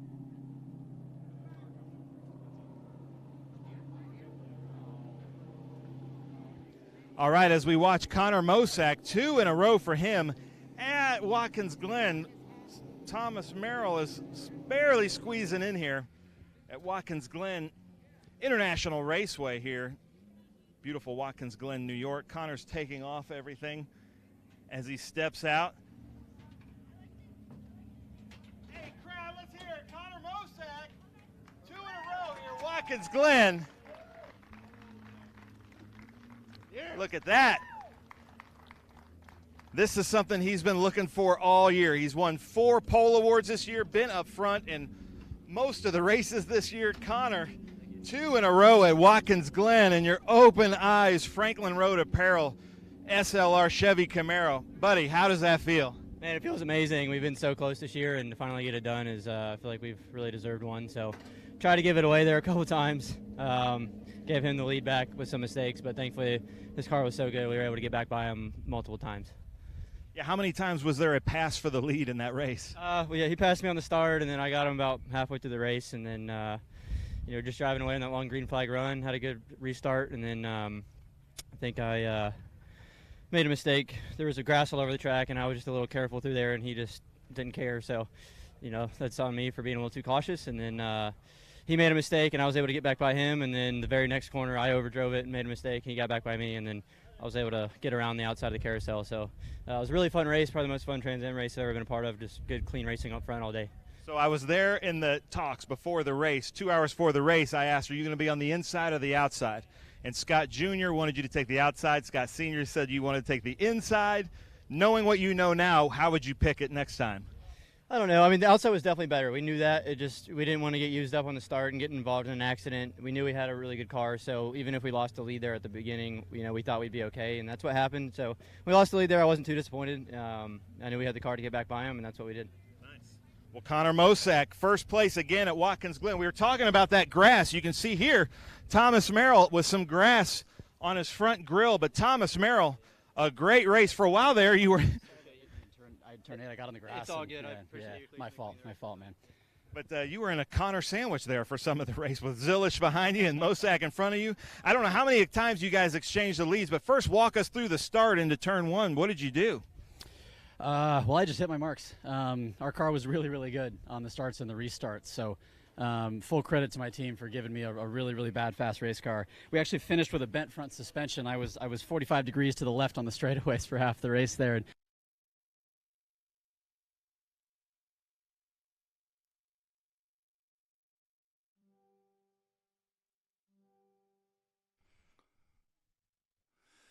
So a little bit of gremlins still creeping in, but we'll be back to that as soon as we can, because Thomas Merrill has given us a real insight into his day, which wasn't easy by any means by the sounds of it. It sounds like his steering went completely wrong for him. Not to worry. As soon as we get him back, we'll go back down to Ben. But what a race. What a day. And let's head back down to Ben. Maximum flight altitude. We had some contact there with the 5 car halfway through the race, and it bent our front suspension, actually. So we were 45 degrees on the wheel on the straightaways, and every time I would turn to the right and load it up, it would snap sideways. So it was kind of fun, actually, the second half of the race, learning how to drive a car that was kind of crabbing sideways on the straightaways. And we figured it out. We were running the same times as Connor was all the way to the end of the race. So full credit to my crew for giving me a really, really good race car. Even when it's not pointed straight, it's still pretty fast. I love it. Even when it's not pointed straight, it's still pretty fast. And just off the top of my head, I think we have the top 3 in points, finishing the top 3 in this race, but in the different order, in the reverse order, which is going to mix up the points quite a bit. Rafa, seemed like you didn't have it there at the beginning of the race, but, man, I don't know if the car came to you or what happened, but, man, you were a rocket ship second half. Yeah, it felt like as the car was burning fuel, the car kind of came alive, but, just a little bit too loose. I was light in the rear a little bit too much, and at the end I thought I had a shot at Merrill, but just not enough speed in the car. And hats off to my guys, three-dimensional service group team. Amazing. Those guys work until midnight every day this weekend. So trying to prepare these cars, and hats off to them. That kind of mixed up the points a little bit, but I think we're still about 12 or 13 points ahead on the championship. So now we have to work harder, try to make the cars faster, and go for the last 2 races of the year. Nice. I love it. And one thing to know about Rafa Matos is he knows how to win championships. Gentlemen, back to you.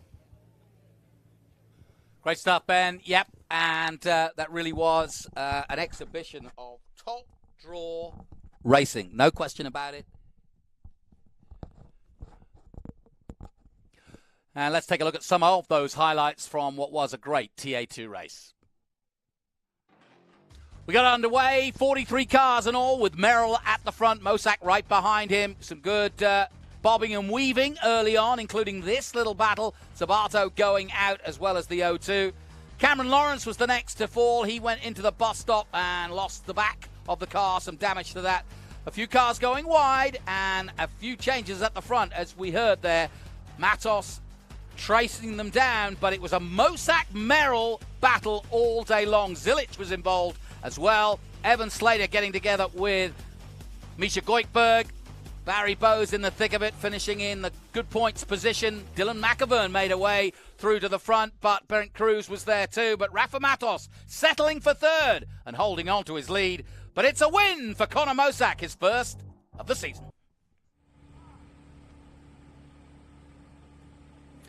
So, those are the highlights. Plenty more action to stay. If you're watching on our live stream, stay with us. We've got all sorts of action from different groups. Here's the results. Conor Mosak for the IFS SLR M1 race cars wins ahead of Thomas Merrill for the Bridge Hall HP Tuners Cope race cars. And then it's the three-dimensional services group in their Ford Mustangs, third and fourth. Rafa third, Mike Skeen fourth, brilliant by him. Brent Cruz for Nitro Motorsports fifth, Dylan McAvern sixth, Robert Noacre in seventh position, then Austin Green in eighth, well done to him for Franklin Road Apparel, and of course they are the title sponsors. Scott Borchetta in ninth position despite that spin, and Danny Bender up to 10th position, well done to him for Bravo Trailers, bravo indeed. Jesse Love, 11th in his debut, well done to him. Connor Zilic dropped down to 12 at the end. Dylan Archer, 13th from 20th, well done. Keith Prochuk in 14th. Darren Mock, 15th. Barco, 16th. Abate coming up to 17th, our only female racer for Ghost Energy BC race cars. Her teammate going out. Morris Hull in 18th position. John Atwell and Barry Bowes rounding out the top 20. And a little further down, Ricky Sanders in 19th, in 21st. Then Morris Hull in 22nd, Elias Anderson 23rd, Doug Peterson, Ty Young, Mike Attaway, Chris Durbin, Tommy Sheehan, Andretti, as you heard from Al there, all the way down to 29th. So something definitely wrong and awry with that car at the end. Likewise for Evan Slater, who got involved in that incident. 31st, Lostowski out. Likewise, Goikhberg, Gallagher, Casera, Lawrence, and Christensen, Guthrie, Sabato, and Marks. Let's head once again down to Ben Sissel for the podium. Leesfield, Raymond, and Katenchi also not finishing. But let's head down now to Ben Sissel for the podium celebrations.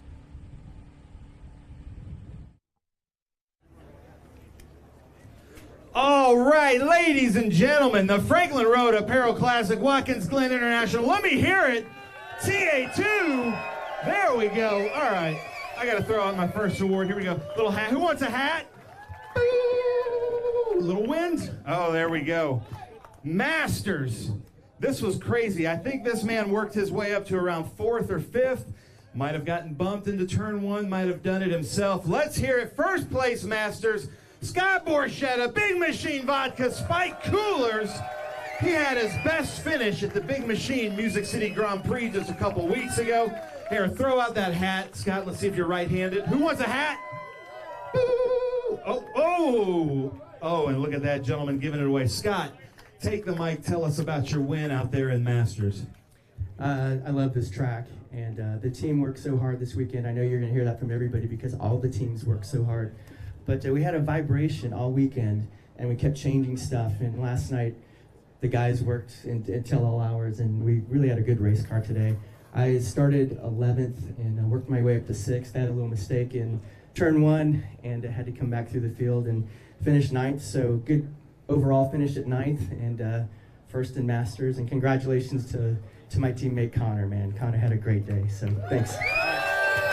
Hey, and get up on the top step, but tell me the story that you told me earlier with you and Justin Marks kind of swapping drivers. Because if you don't know, Justin Marks owns Trackhouse and NASCAR. He owns the Big Machine team in Xfinity, and I think you guys did a little driver swap? Yeah, Justin's here somewhere.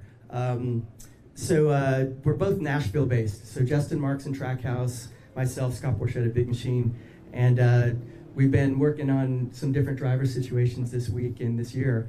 And we spoke to Justin, and he loaned us Ross Chastain for this afternoon for the Xfinity race. So thanks, Justin, and yeah, hopefully we'll have another good finish this afternoon. Nice. Awesome. I love it. All right, let's hear. Hold that trophy up, Scott. Let's hear Scott Borchetta, Masters number 48, Big Machine Vodka Spike Coolers in the Masters class. Hey, I'm loving this crowd. Keep it up, Watkins Glen. One more time, Scott Borchetta, holding it up with the Pirelli flag, Pirelli hats, Big Machine Vodka Spike Coolers, Masters. Thank you, Scott. All right. Okay, so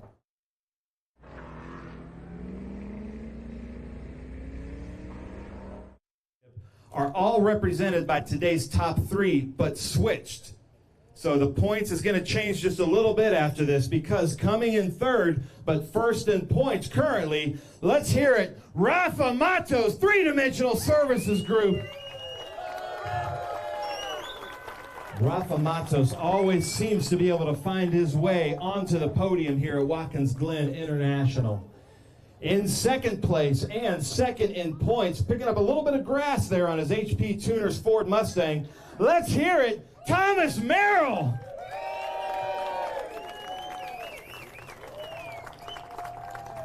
And then, ladies and gentlemen, on the pole, so that added some points, but came into this race, I believe, third in points, finishing first for the second year in a row at Watkins Glen International. Let's hear it, Connor Mosak, racing Open Eyes, Franklin Road, Apparel Team SLR. So Rafa Matos, 3 heavily fought teams right here for the championship.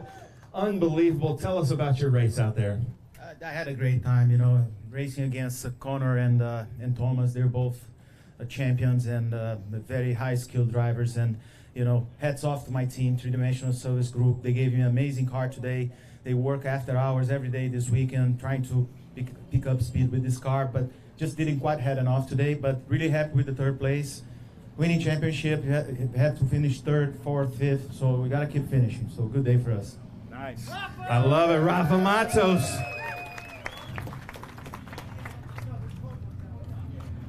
I'm going to bring some hats up here for you guys to throw out when we start the celebration, okay? You guys cool with that? All right, I don't know how many times you guys exchanged for the lead. Connor started on pole on the inside. Thomas, I was up. Oh, there we go. Rafa's throwing them out already.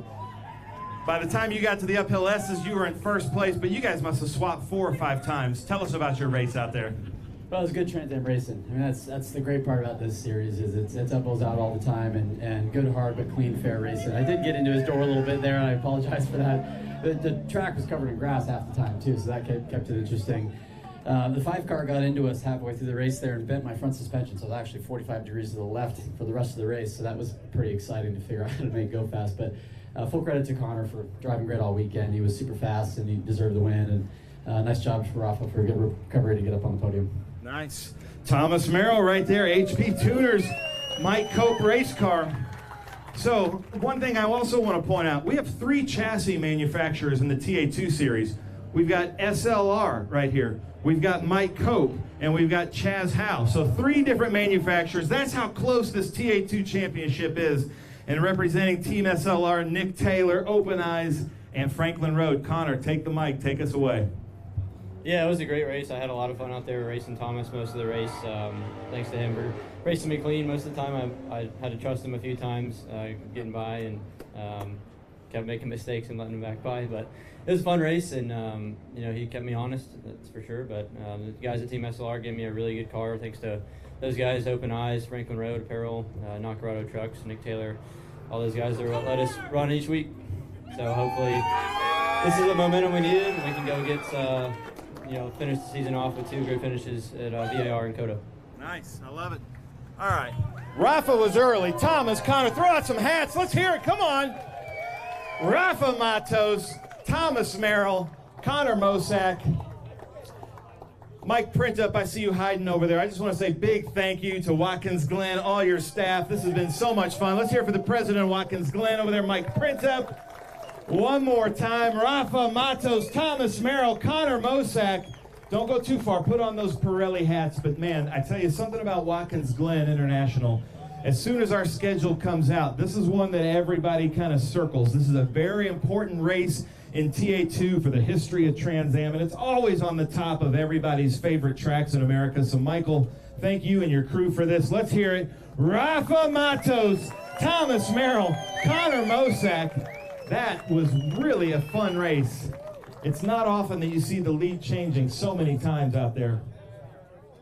Uh-oh. A little bit of champagne. Connor Mosak just became legal. There we go. A little champagne battle. The 3 top teams right now. 3 top drivers. 3 different chassis manufacturers. That's what makes TA2 so fantastic. Let's hear it one more time for these drivers. So we bring out our Cometic, and then Connor Mosak, you're being paged. You got to stay up here, buddy. Don't go too far. Stay up here. Because our chill out moments of the race, and I do say moments, they go to Connor Mosak as Mike Dallenbach gives his Happy Gilmore check up here. Let's hear it for Connor Mosak, the winner, $250, Chill Out Systems. That will keep him cool in that car. Very nice, I'll take that. And then our Young Guns Olmo Legato Fastest Time Award goes to Connor Mosak. Here we go, look at this, a beautiful Olmo Legato watch is awarded to Connor Mosak. Connor, hold that up. No more excuses, no more being late to driver's meeting for Connor Mosak. He's going to be wearing that beautiful Olmo Legato watch up here. Nice job. Well, Sky Borchetta, Rafa Matos, Thomas Merrill, Connor Mosak, congratulations, ladies and gentlemen. Thank you guys so much for being here. Thank you for being a great crowd. We are back here tomorrow with TA, so make sure you stay tuned. Meet us back here at Victory Circle. If you didn't get a hat, we're going to throw some more out tomorrow. One more time for TA2 Trans Am Series presented by Pirelli here at Watkins Glen International. Thank you guys so much. And we're doing a fan walk here for International GT in just a few minutes. That's going to be another fantastic race. If any teams want to come up here for photos, feel free.